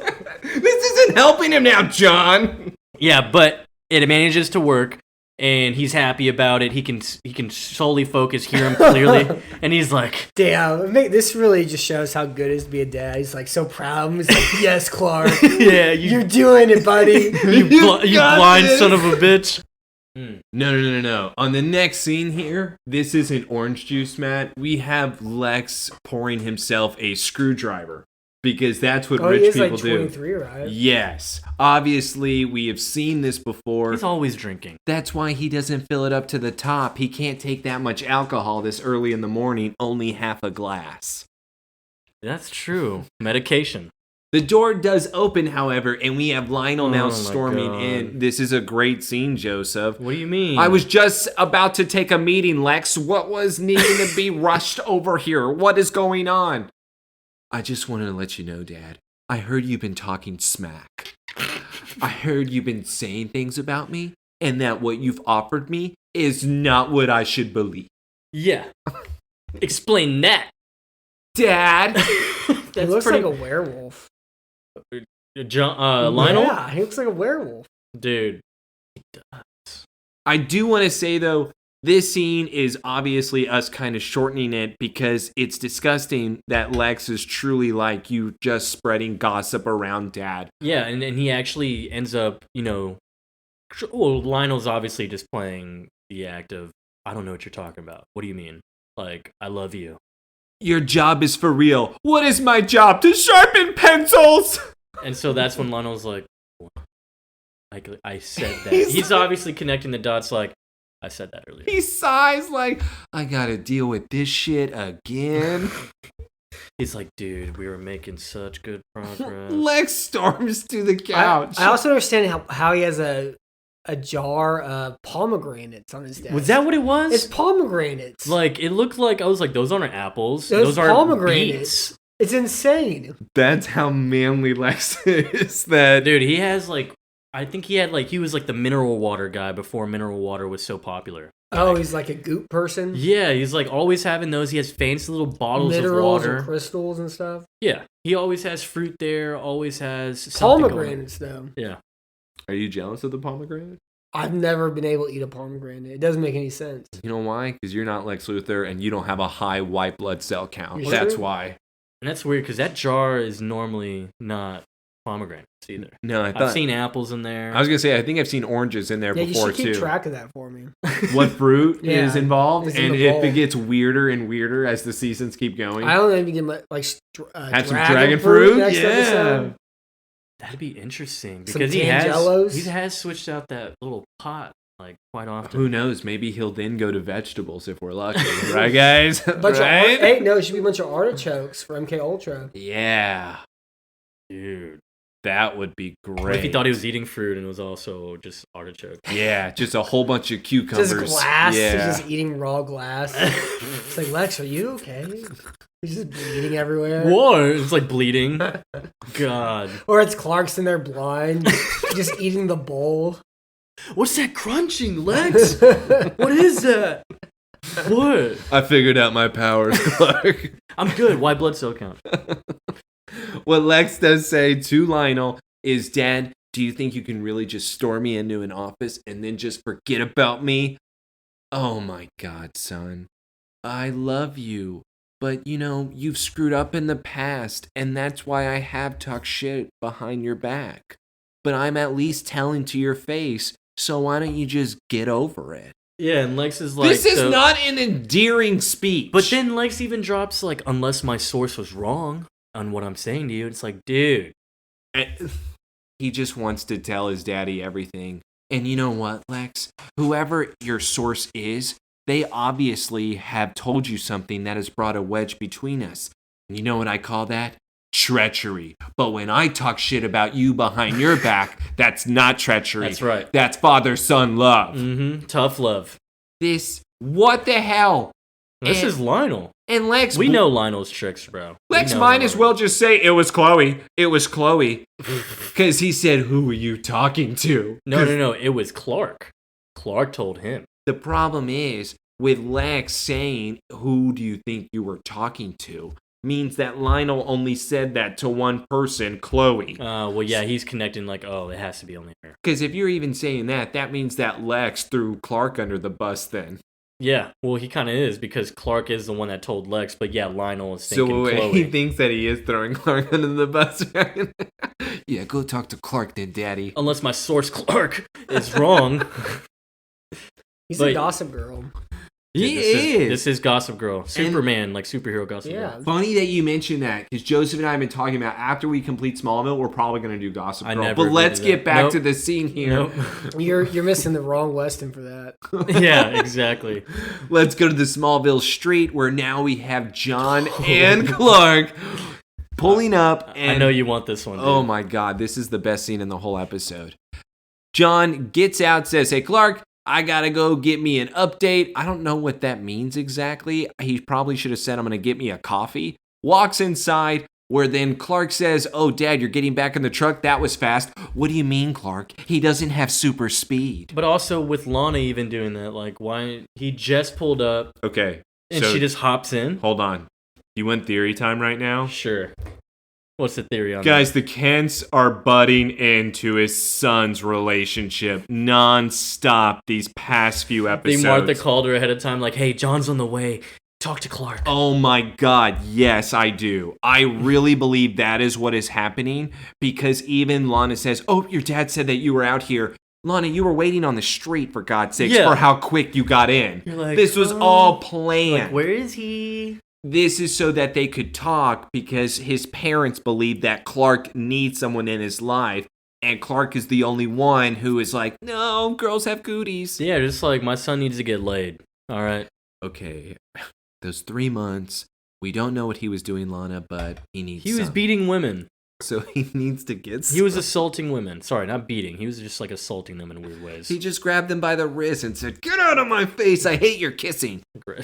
But what Lana does do is she gets inside of the truck and she says, I thought you would like some company while your father's just hanging out inside. And fucking Clark, dude. You know what? But if you don't want my company, fine, I try. No, Lana, please. It was just about this morning. Listen, Clark, I know. No, I was just upset. It's not okay. All I've managed to do lately is push people away. And the truth is, Lana, I miss having you in my life. What are you doing, Clark? But I understand why you don't want me around. And Lana's making a face right now. Yeah, because this is inappropriate. Hey, Clark, remember when Lana has said this for the past 9 episodes, and you now are wanting to come crawling to her because you're blind? Yeah. And what he said 3 hours ago, too, don't talk to me. Yeah, it was like the same day. Yeah, this is the longest day ever. I think it was, has this been the same day? This is the same day. This is the longest day ever. And it actually became longer because of Lana's face here, of her just actually being uncomfortable. You were just hurt and scared, Clark. It's like, Clark, I overreacted. I'm it's cool, like, whatever. Everything that's happened with the killer horse, I'm forgiving you. We don't have to talk about it. You know how things happen? I'm surprised you didn't bolt sooner, making a joke. I know you had your reasons for pulling away from me. Well, let's just say, Lana, maybe those reasons are gone. And then she's like, what are you saying? Oh, I think I'm saying my life is different. Oh my God, dude. This is Lana last episode. Remember when she said, my life's different? One thing I realized, Lana, I don't want to be alone. He's a psychopath. Clark, you're not alone. Oh, yeah? Let me give you a little creepy smirk and a little touch on the hand here. Clark, what are we doing? I know I'm not alone, Lana. No! You're in here. She pulls away immediately Dude. because Clark, who the fuck do you think you are? Bro. What? It's just hilarious because Lana did this exact thing last episode. She was like, I'm different now. Yeah, Adam, I'm different. My life's different. I have a broken leg. Maybe, hold on. I'm going to give Lana a benefit of the doubt here after this move by Clark, and here's why. Maybe Lana was like, I don't want to leave the hospital and have to face my life because this guy's eventually going to fall in love with me again. And now it's too late and he won't be able to accept it again. Wow. Really, really defending Lana there, huh? I'm sorry, I have to. Did you not see Creepy Clark trying to make a disturbing move? Dude. He's a sex pest. This is as bad as Seth was unzipping her sweater. You know how horny John and Martha get, and then he's been exposed to that. Cal's just secretly in there, just wanted to just be let loose. Except she gave him opportunity after opportunity. She was simping on him. What isn't it like? It was like 7 episodes of opportunity. Think about how long that is in Smallville world. And she held out all summer. She's always holding out. Clark sucks. And I did like that smile though. It's gross. It's so It's gross. It's so gross. And blind people do smell like that. They all got those kind of creepy blind people smiles. He already has that. Oh my. Yeah, just the day being blind, he's already Because full-fledged they don't know blind what person. smiles look like at all because they're blind, so they just start smiling their own weird way. You know? Dude, That's really mean on blind people, man. What is your problem? They got creepy smiles. They got great smiles sometimes. dude. All right. but Lana Like blind people smiling is to deaf people talking. That's Yeah. kind of true. Okay. No, it's not. Except smiling not as extreme though. Yeah, it's more subtle, of course, but it's like they don't see what people's smile looks Okay. like. And it's like deaf people don't hear how people talk, so they start just doing it on their own. It just is all screwed up, you know? Is there an episode where Clark becomes deaf? Because I need to see how he would act if deaf. I need to be able to know this. I don't think so because that'd be a weird episode. He's seeing This all the way isn't a across the weird universe. episode? Well, this has to happen because we all know he has super hearing. Like that's a thing. Wait. It has to happen this way. And Clark says, Lana, please don't leave the truck. I think I hear something that sounds exactly like when Pete was kidnapped. This is my favorite scene. And Clark is just like, you need to go get my dad, Lana. Tell him come to the truck and come get the truck. I'm hearing something. Is that a truck right next to you? It's like, yeah. It's like, all right. And Clark just goes to the street and then just hops on. Everybody on the street is staring at him. What are you doing? The tow truck just It's like Jack Kerouac's On the Road. He's just a homeless man riding the rails, you know? That's Just coming out of the was that woods car and not going climbing like back 10 into or the 15 miles Less per than hour? that. Less than that? 2 miles an hour. And there's nobody in front of the truck either. And he's not going to feel that in the back like a huge load. Dude, it's Superman. And also, if Clark is 6'5". you're on Main Street in a tow truck after you've kidnapped one person, committed armed robbery earlier that day, just out in the open, just driving everywhere, you know? Honestly. Well, Honestly. it's because when it comes to who is driving that tow truck is obviously Nathan. Yep. And with him not being able to tell that there's a 6'5" guy on the back of his truck, he is continuously driving to his secret hideout. Now, are they at the junkyard right now? Or is this a different spot? I think it's the junkyard. I love how smooth he jumps off. Oh, the you back like of how it, he too. knew how That to was jump smooth. off? That was great. He knew the perfect time to jump off of the truck because this is where Nathan was parking, even though he never Yeah, changed his it's because of speed. his hearing, you know? How did you hear that? Dude, heard he's it. honestly, his brain power has gone up too. All right. What do you mean his brain power His has gone? brain. He made a move on Lana. That doesn't mean his brain power has gone up. That was like when it was really low. Wait, so you're saying, hold on, I gotta see where the boost came in. Was it? He had to touch her to get the boost. So you're trying to tell me he had brain power when hopping on the back of the tow Because truck when everyone the saw? blue balls can cause that blood to go to the brain after that, you know? So it's like Joseph, his plan was for everyone to see him hop on the back of a tow truck. when he hops on, he's just like in the back, just holding on. Dude. It would have been funny if he had like a skateboard with him and just like just held on to the bumper. You mean Black Adam? Okay. Is that what we're gonna do Don't right talk now? to me about that kid. It's such a great movie. He's the worst kid I've ever seen. Anyways, back to the other worst kid is Nathan. We actually parked. This has to be the junkyard, and we've been here before. Yeah, and It was the Tattoo Boys hideout exactly the one where last they season. took Whitney into that secret spot. And wait, was that That's the first junkyard? season. Yeah, I Was was that gonna first say season? that'd be first season. Again, where you would think that when you see a chair in an empty room, go the other way, but here means tattoo. That's right. So yeah, this must be the other side of it. Obviously, Clark getting out at the perfect time means that he just happens to be at the door where Pete is now tied up Look to how a chair. big he can open his mouth. Dude. Jesus, like he's swallowing the entire earth, like one of those snakes that eats eggs. Dude, yeah, his Gosh. mouth looked pretty big. Enormous. Pete Ross, dude, screaming for dear life. And He's Clark, screaming for Clark. and Clark hears him. How does he hear Clark? Well, no, he's like, he He's- says help, and then Clark hears it and is like, Pete? And he's like yelling, and so then he hears He Clark. says Pete. He doesn't say it in a loud Pete. Clark! Like how does? No, he screams it. He No, yells it. No. All right, we're gonna have to do this. Dude, he yells it. We're gonna have to do this. He's like, Pete! Look, there'd be an exclamation point. Look. Damn it! There is an exclamation point. Look, you just said it right now. Look Pete! how big his mouth gets. He still just so happens to be at the perfect spot on the other side of the that's what's garage funny about door. it. That's what's funny about it. And of course, Nathan, did you just pistol whip him? Yeah, and he said, "Shut up!" Dude, who is this Nathan kid? Also, who is Badass. this woman on the back of this door? Jeez. Yeah. Yeah, that's what we do. They probably stole This that is a from this Van's is a room. this is a porn shack is where they're at. Now we get to get into another funny scene. Because Clark barges in. Why does he barge in? Pete is knocked out. Why does he just barge in? Because Nathan obviously saw him barge in. Yeah. Look at this blind guy coming in. Oh, wow, blind guy.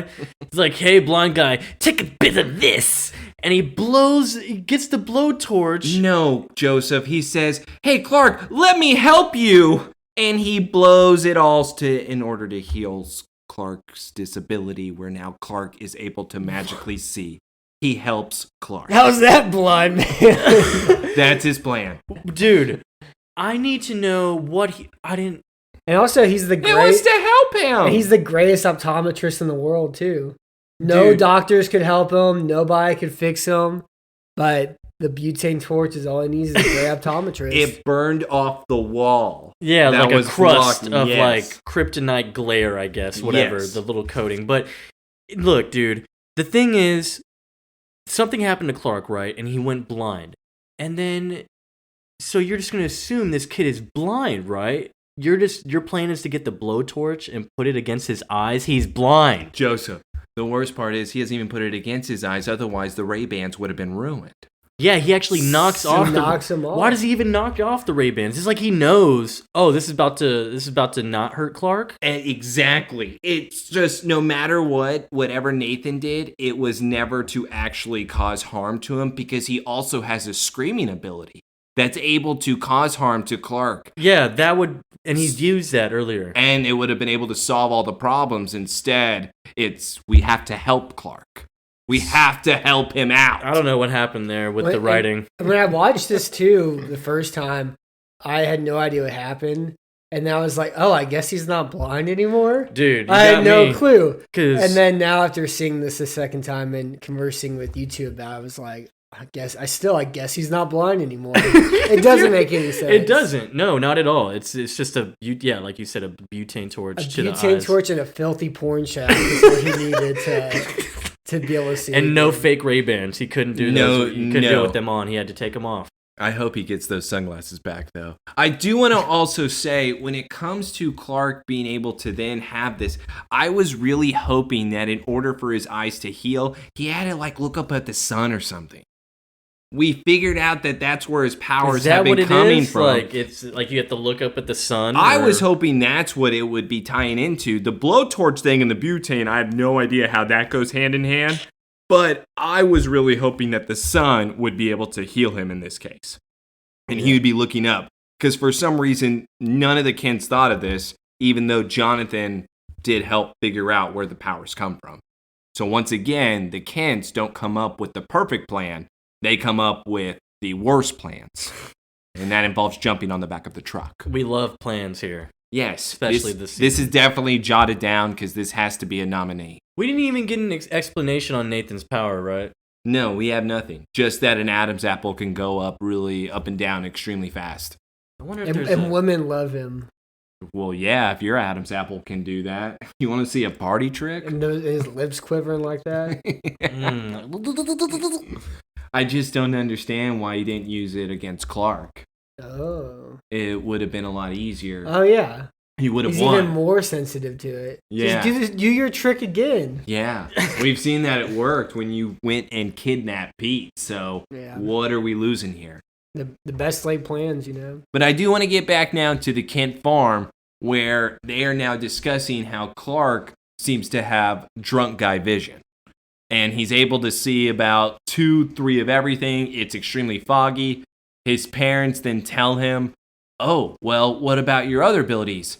I still cannot do any heat vision. I do not have X-ray. Mm-hmm. Huh. Well, that blowtorch must have broken up the scar tissue that was covering your eyes. John, when can we figure this out?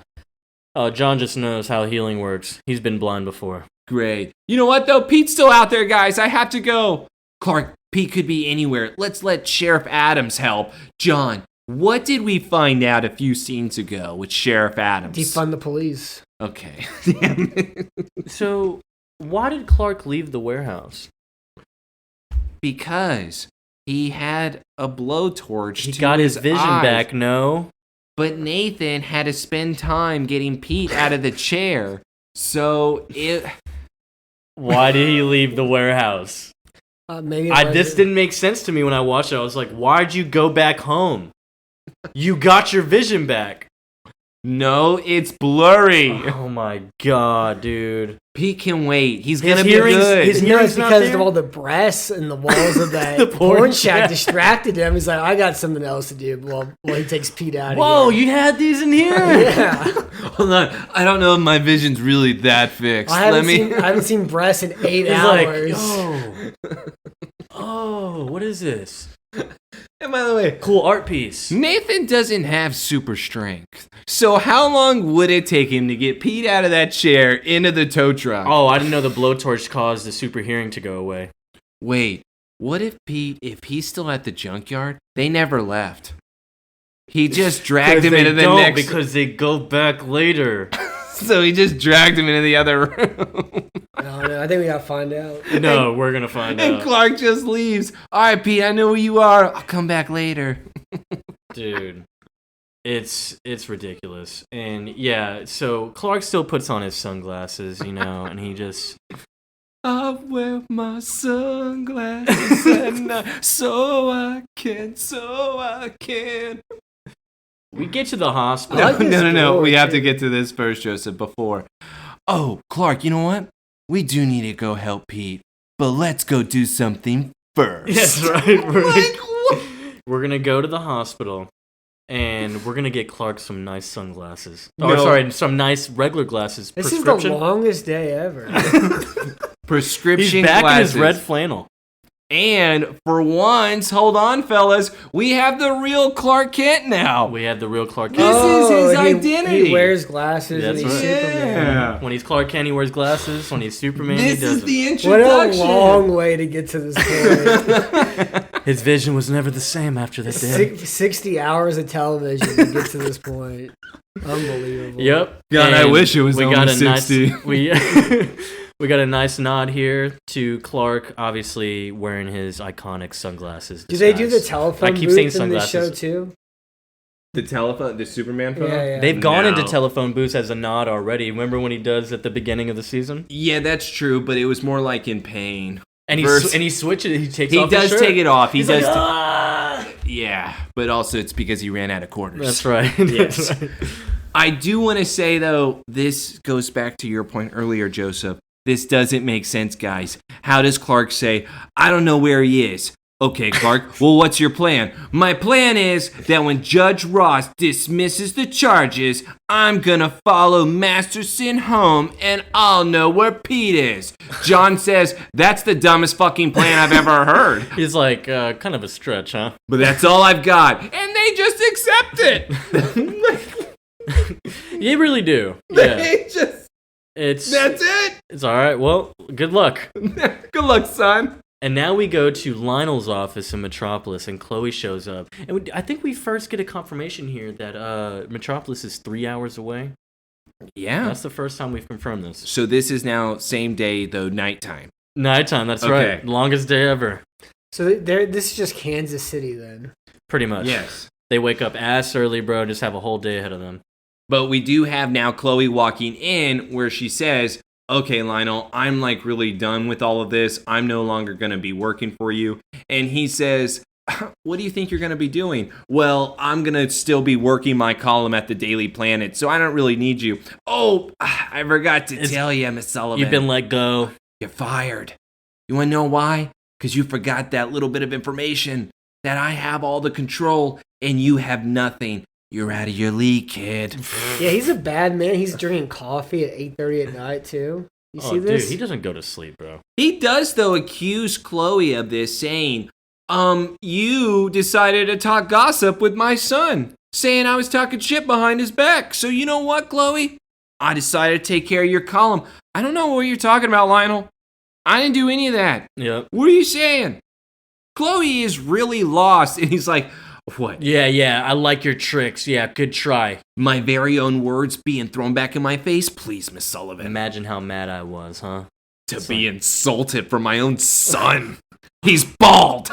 Honestly, that's right. Yeah, he's got to throw that fact in there. I mean, look at his hair, dude. We got the two best hairstyles in the show. Mm-hmm. It's true. He even says, It's really like a battle of hairstyles right now. Maybe that explains her look at the end of last season. She was having to show Lionel. Crisis. It's like, I need to upgrade. This is me. You want to have this deal? This is how I show up. Let's go. Hair versus hair. But she does say that, okay, our conversations were private. I did tell you that I was no longer seeing Lex, and that is true. Oh, okay, Miss Sullivan. That's what... He's just not buying it, yes. You know? And he's just not buying it. And of course, she even throws in here a little threat. Oh, she completely does, because him throwing in her face saying, oh, well, I guess you're not going to have your column at the Daily Planet. She goes, you know what? I'm done with all of this. I need you to tell me everything, Miss Sullivan. I told you I'm not Lex's source. And you know what? I'm sure that the Daily Planet is going to love if I tell him that an older billionaire is obsessed with the high school farm boy. Can you say pervert? Honestly, that would be... She threatens him with a nice little news story like that. And of course, I don't think we should have done that. Hold on, let's also say this. You know why she's able to threaten him? Because 9 years at the Torch gives her the confidence in order to bring these type of details to the table. She's 16 years old. She knows how to own the conversation. She knows how to make the proper threats. She knows how to take the upper hand. The only issue is she's never dealt with a person like Lionel. She's 16 years old. And I even put in my notes, so that's why this is not a spoiler whatsoever, but I put in my notes, Chloe, did we forget that he gave your father a raise? He gave him a new house. How did she get that VW convertible? Well, actually, she's had multiple cars at this point. Yeah. So remember that one car that she picked up Clark at the spring formal? Everyone has a vintage car, though. Even Yes. Pete has one. I don't get it. The Kents don't have one. They're too poor. I will say, she did forget about that little bit about her dad. Yeah. And that's why the threat, although bold, Chloe, we forgot a little bit. I think she kind of got caught up here. Yeah, You know? I agree. I think she got caught up here because, Lionel's like, okay, you not just threaten me. I would tread lightly there. And the lighting's like Blade Runner, too. It's like Blade Runner 2049 with this the hair off between a 52-year-old man and a 16-year-old girl. He would be the villain in Blade Runner for sure as well. It's like tears. And I'll be whatever I want. Apparently, I don't work for you anymore, bitch. She does. She throws that in Lionel's face and storms When off. she walks out and she is But not that's- liking what she did. But she sighs, and in a she way... regrets it. Do you think? Yeah. She still, in my opinion, doesn't realize what she did with her father. No, that's the reaction of like, oh, I'm in over my head. Like, and I know it. Completely. Yeah. And it was also an intense conversation, too. Yeah, that You gotta was- cool off a second. It's late at night. You're in the Mhm. big city. You gotta drive all the way back. Yeah, he talks to that man with all that hair. Can we get to Clark's plan, please? Yeah, his nice plan. So we have Judge Ross actually in the judge outfit. We got Sheriff Adams hating that she's seeing a minority standing in front of her in a law. Sorry. Oh my God. We all know Sheriff Adams is a racist. Yeah, no, that has been brought to the attention, and her son was banned, who has died. Maybe that's why she's upset. Yeah. And so it's not going, like, we're still not liking their plan. That's really the whole thing. And Masterson has to be let go, pretty much, because we don't have Pete still. And look at him. He's all satisfied. He's about to make his phone call. And of course, it's going to be to Nathan. And what does Clark do? He shows up, sees him. Let me go hear in on that conversation. Mommy and Daddy taught me right. And then decides to hear that Masterson is then telling Nathan, everything worked cool, kill that Pete kid. So no matter what, they were not going to let him go, and they were just going to kill Pete, meet each other in Metropolis, live happily ever after. Yeah, what's the relationship Did here? they get any jewelry or money at their break-in? Because I don't think they did. Did we even figure out the relationship with them? No, they don't say it. Instead, we cut to the next They're scene. joining the murder. Go Crows, you know? Murder crows. I do want to say, however, what we see at the trash compactor or at the junkyard, because Clark overhears him say, yeah, you could throw him out like he's a piece of junk. And Clark immediately knows what he's talking about because he was just there. He could have just gone back and skipped the whole courthouse. Oh, you're still at the junkyard. Oh, yeah, now I know. That's the only way he's able to get there so fast, where we see Nathan pressing the button with Pete in the back of the trunk, screaming, or actually not even screaming yet, just bleeding. And now we have the Crusher starting. Dude, this man, like, this is a junior high schooler, and he's just gonna kill another Dude, one. AHS students have killed multiple people. We have all seen this. That's why they go to this school. Nathan has murdered a lot. Is this supposed to be a joke from Clark? Hey, you work here? What the hell? What are you doing here, blind man? What is that? Was that a joke? Why did he do that? Was he trying to play that off? Hey, you work here? Well, he doesn't know what he looks like. What do you mean he doesn't know what he looks Yeah. like? Yes, he does. No, he's been blind the whole time. Oh, that's he doesn't true. know what he Technically, looks like. he does not know what Nathan looks like. Yeah. He didn't even know his name. Like, Guys, he does know because he saw Nathan in the jewelry store. no. Because he was there But he- shopping, and Nathan walked in and did his But he saw the trick. guy He with saw the the gun guy because he Yeah. walked in. He saw him with the gun. So Clark is not aware of his surroundings at all times? Well, he gun. was Nobody is. What? Yeah, no one is. Nobody is. Okay. He was only looking at the guy with the gun. So nobody is in a town where there's a constant murder every single week. We're not going to be aware of our surroundings. That's what you both are telling me right now, is that in Smallville, we should not be aware of our surroundings. Yeah. We should just live life normally. No, You I'm trust saying your that they neighbor. are never aware of their surroundings. Yeah, nobody ever is. Yeah, all the ever. time. We're just saying they aren't. And of course, Superman Clark, should be. okay, well, he's Learning how to be Superman. he's This also is a valuable 16 years lesson old. for him. Oh, you're going to throw that in my face? Yeah, you again? said it. He's 16. He's But also, 16. like, he should know. Like, just so there's enough context clues here that you're going to a junkyard, your friend's being murdered. Nobody really hangs out at a junkyard. Yeah. Nobody Ask the guy. works at a junkyard. wearing a black jacket, like leather a little jacket. like- angry looking already. yeah, it looks like a villain. He looks like he's gonna go. I love that. Hey, you work here? I hate that both of you are giving What are me you the doing? What the thumbs hell, blind man? And then now he knows it's on. I hate that. And he recognizes the voice probably, and he's like, "Oh, you're the throat guy." Oh, hey, you want to see something stupid real quick? Is that once again he does his Adam's apple trick where he starts screeching out of his lips like a shriek, causing cars at the junkyard to then come tumbling down. Clark is then able to speed away saying, I'm not going to save this guy. And the cars then come tumbling on top of Nathan, and Nathan is dead. He killed himself, and Clark could have saved him. That's no. another death for Clark. Yeah, that's right. We added a They body need, to count. they need to change the theme song. Somebody they need to change the episode. Somebody name of kill the me? show too. Yeah. Nobody saved me. And nobody saved me. Nobody saves me. Yeah. Oh. Yeah, but honestly, Clark truly pulled a Christian Bale Dark Knight, said, I don't have to save you, and just dipped out of there. For sure. Yeah. It's like you're about to compact my fucking best friend in there. Clark could have defeated him, though, easily, right? He could have just, like, knocked him out. Yeah, he could have just made it clean and Why easy. doesn't he do the forehead pat thing on his hand? You know why? It's because that doesn't cause murder.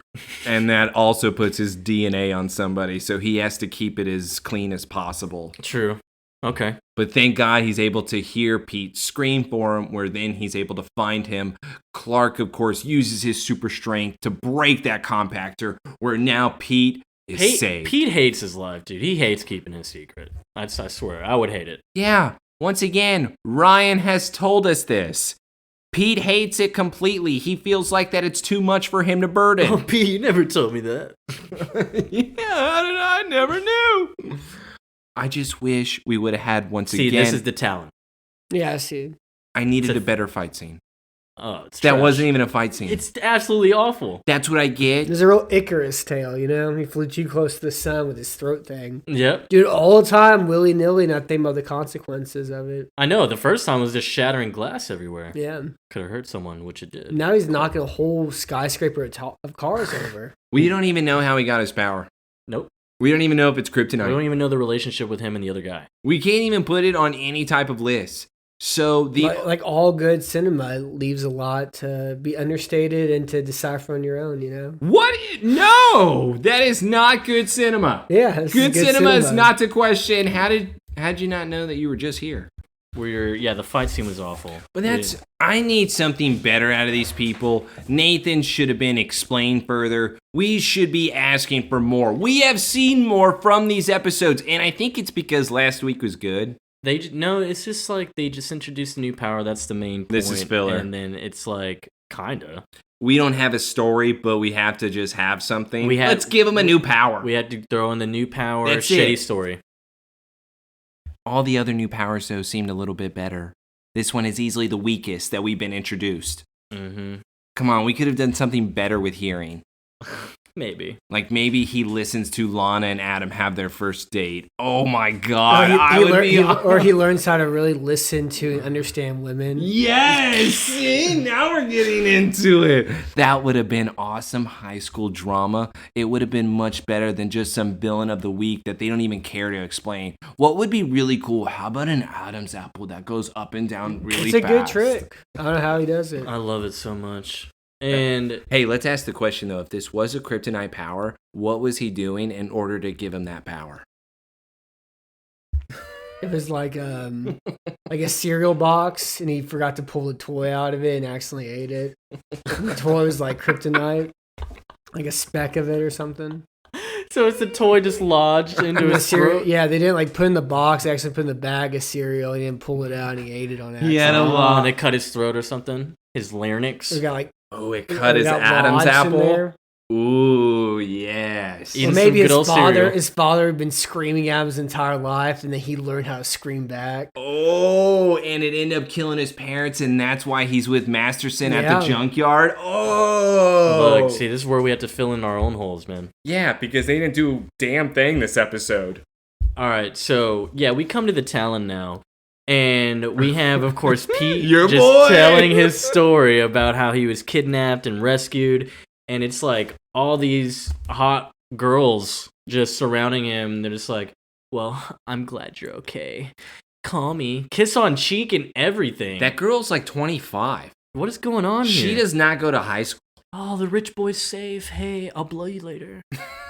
By the way, now we know why that Pete does get that much attention. It was obviously in the news saying Judge's son kidnapped. Now Judge's son saved. And Pete obviously is able to tell the story of Judge's son gets laid. I broke out of that trunk myself. No one helps Pete. That's right, Pete Ross. I murdered that man. I pushed all those cars on top of him, man. Yeah. And of course, yeah, he's fibbing on it a bit, that because Clark's like, whatever, I don't give a shit. Well, he's like, I think that you're going to be telling that story for a while if I remember your first date in the torch. Lionel should think that Pete's Superman, you know? from all these things that keep happening. And Pete's around too? Yeah, and Pete's around the whole time. Oh. And he's like, yeah, I got out of this and did this, Except of the episode where Clark steals the key. That would be the only time because Pete did distract Lionel, and that was Lionel's first time meeting him, and that's where Lionel got a little racist too. Okay. He was about to hit him too. Yeah, he was like, and Lionel He raised his hand. and he hasn't risen his hand at anybody else. Just Not to even Pete. Lex. Yeah, not even like a little bit. It was only to Pete. I do like, though, with Pete saying, look, all right, man, so I do like to bend the truth a little bit with this story. Plus, you see all those honeys? They're all for me. Also, you feeling better with your eyes? Yeah, I think I need a new prescription. Chloe then walks up completely devastated. My dad got fired. No. Guys, my dad got fired. Hold on. Feel bad for me. Can you at least give Pete his bragging rights first? Yeah, so what up? How was that torch interview? Do you need one for me? Because I had so many honeys around and I saved the day. Do you I want got to talk lots about of it? stuff to say. But yeah, she's like, yeah, we're going to cancel that because my dad got fired. Oh, yeah, and I'm fired too. So everything's been working out really great. Today's been the best day ever. I'm so happy. Are we still in the same day? No, this is next This day, is the finally. next day. Okay. Because remember, she was in Metropolis last night. All right, so she was fired last night. So technically, it's not the worst day. She's just having a horrible back-to-back day.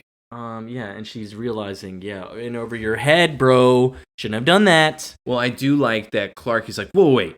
What do you mean your father was fired? Even though Chloe was threatened with this already from Lionel himself. Now, Clark says, wait, that doesn't seem right.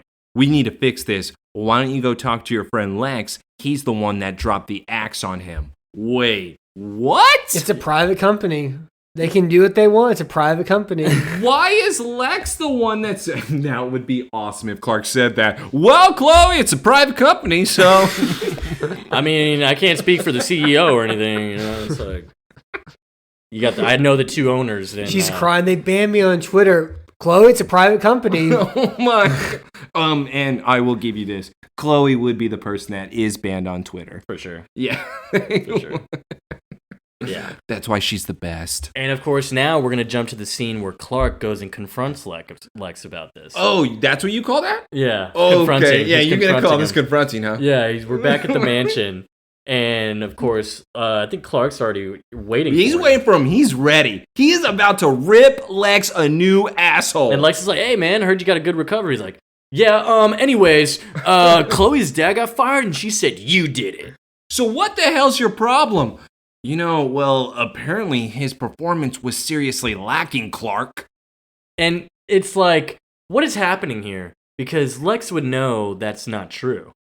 I know. And that's what I'm not understanding, because here's the other thing. It's like dad came in, hey, say this, fire him, we're good. I'm going to bring this up to you as well, Joseph, because remember last episode, and maybe I said it at the beginning of this one too, I just can't remember because it's so ridiculous, that Lionel is able to pinpoint every memory to erase that somehow is perfect for him. And Lex just seems to forget that he promised Chloe that he would look out for her. Yeah.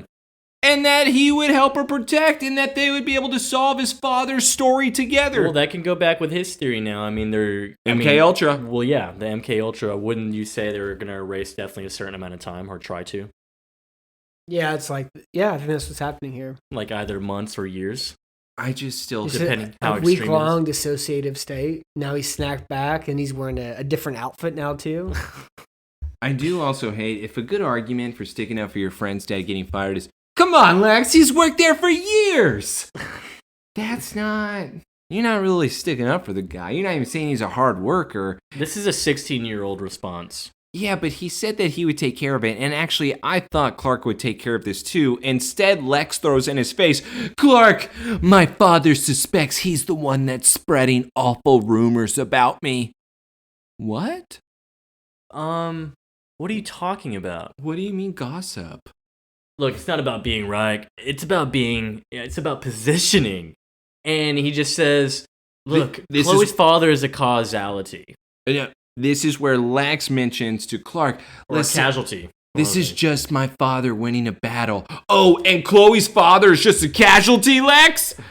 And Lex really does look at Clark and say, you know what? True. but the war's starting, and I have the greatest advantage. He thinks I'm weak. What? What are you talking about, Lex? What is he talking about? Is this a plan? Is he with Daddy? I was very confused, and this is one conversation I don't understand and I don't care about. That's my point. I'm even going to agree with you, Matt. Clark should be coming here demanding for Chloe's dad to get her job back. Instead, it has turned into He shouldn't even be there. He should be minding his own business. That's you know? right. It's honestly true. Sorry, guys, but when it comes to Lex, you always have to ask Clark. They're BFFs. That is true. Come on. They're like brothers. But yeah, you have to. But the thing that Lex does say, though, is just like, look, Clark, just be grateful that I didn't get involve you in any of it. What? I thought you would be relieved. Yeah. Why would I be that? Because you're not involved. Chloe's my best friend. Also, why... What do you mean I wasn't involved? This wasn't even about me. And the convo ends. That's all we get. What is the MK Ultra spilling out, dude? Is the episode trying to cause that for us too? Because I am really thrown off here where my mind is going crazy. Is Lex a crazy person? Which side is he on? Is Lex, in fact, just playing his own damn game? I think so. I feel it. It just seems weird. He seems off. Him and his dad were playing chess. Everyone else playing shoots and ladders. Now that Lex has had the electroshock therapy, I feel like Lex is playing his own game of sorry. Yeah, and Clark was playing Pin the Tail of Donkey this episode. Yes, he was. He sure was, man. Speaking of donkeys, let's get to the Clark barn. Got to the barn, man. Which is such a great scene, right? And Clark is doing his little Tobey Maguire thing in the mirror with the glasses.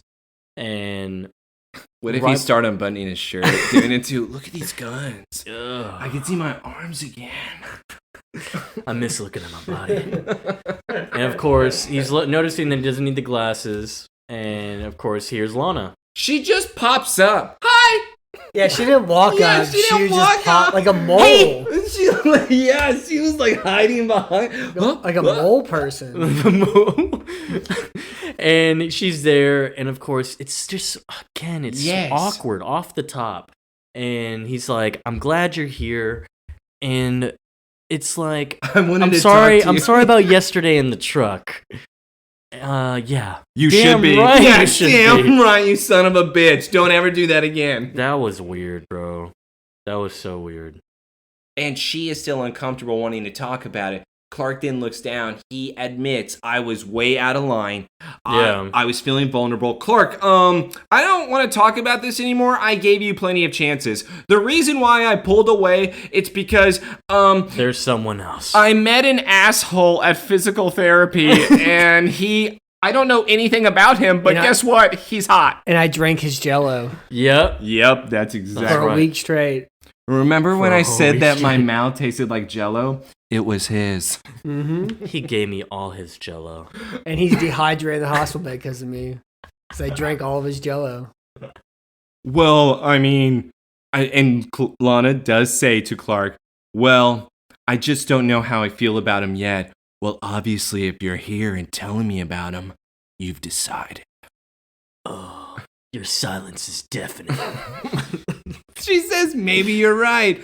But if you and I are going to be friends, I thought I would come throw it in your face. Yeah, no, it's going to be like yin yang. Like, cool, yeah. Yeah, great. I'm glad you're doing this. Awesome. Thanks for coming over, Lana. He's like, oh, wait. Well, I should get back to the Talon now, because I only came over for 30 seconds. Why is she doing this? She always does that. She shows up unannounced. She's like, oh, 2 minutes gone by. All right, I'm out of here. See ya. Who is paying for her gas? To her. She's manager. That's true. She's having a lot of people cover her shift. Susie! Susan? I had to go ruin somebody else's life again. Yeah. So she leaves. Hey, Lana.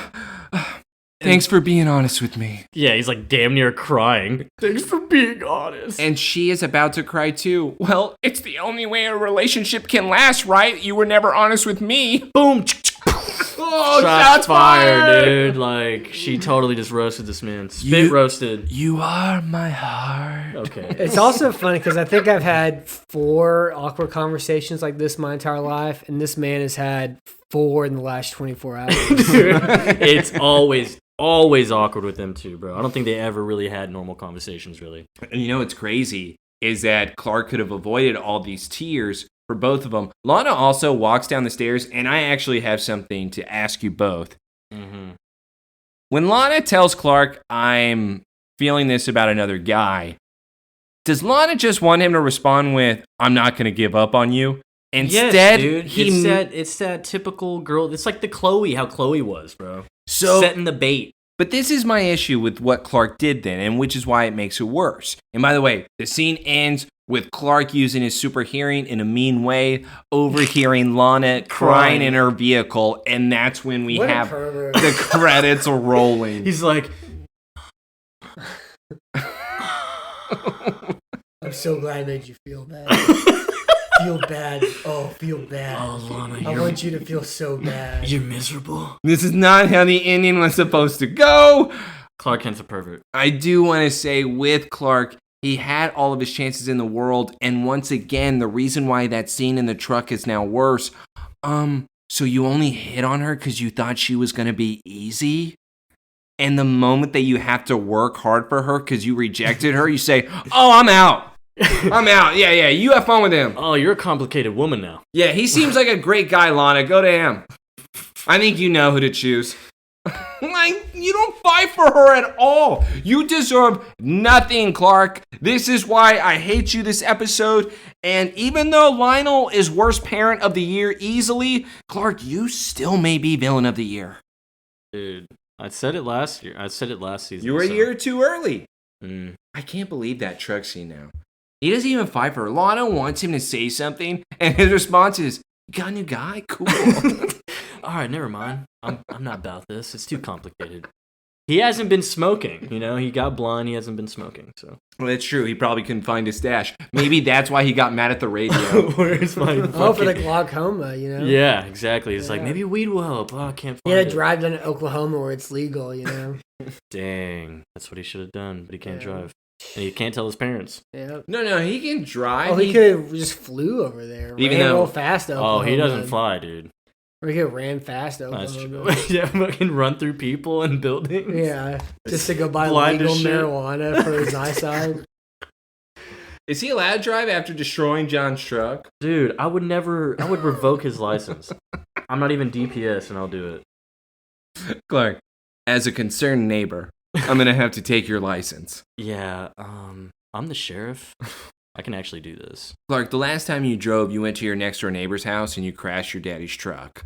Mm-hmm. So I'm going to say you can't drive at all. Man, what a great episode, especially to have Matt here with us for it, dude. I give it 5 capes out of 5. 5 capes out of 5? Yeah. Well, I think my favorite thing about it's like you have this idea of what things were like, 15 years ago. Mm-hmm. But I think all these old shows is like just a really good time capsule of 2004. Absolutely. And the OC is probably the best example of that. Oh, for sure. Where it just said being a time capsule of a certain time and the way everything looks and feels and everything else. So. It's totally just nostalgia, like early 2000s. Even has some late 90s vibes in there. Dude, it's nice. Actually, I feel like this is very modern. I feel like this is very... It's a timeless tale. Yeah. Did you guys not see the cell phone that we had in this episode from Masterson? Flip phone? Yeah, you can obviously text on that bad boy too. Yeah, good times. Dude. That's what Smallville reminds me of. Mm-hmm. Always those good times. And credits on Lana crying. That was dope. Yeah, with Clark overhearing it. Yeah, great. I did great not stuff. pick up on that. Y'all are good at this. Y'all are really good at watching cinema. I learned a lot watching it. Talking about it with you guys. Dude. We learned a lot here with you. We're Honestly. glad that you bring your MK Ultra expertise to the table where we now have a better understanding of what they were using to poison Lex. I'm going to say it was LSD that they were putting in his whiskey. I'm loving the tie-in that we have. Yeah, all you need is a BitChute account and you can learn a lot about the world. That's right. Stay off YouTube if you actually want to learn something. Or BitChute. go to Reddit. No. No. Not Reddit, dude. No. That's a black hole. So super black hole. But yes, thanks again for listening to us this week on Whisper. We'll catch us next week for Delete. I think I remember this one. It's some type of computer thing going on. But Can't wait. Looks like Adam's back. yeah, Adam's back. The love Yeah, story so all of us want. can't wait for some more physical therapy. So follow us on everything, Twitter, other platforms. Leave comments if you want. Leave reviews. Tell us we're bad. We'll catch y'all next week. Please tell me I'm bad. Oh. Whisper to me. Wait do you see my pussy?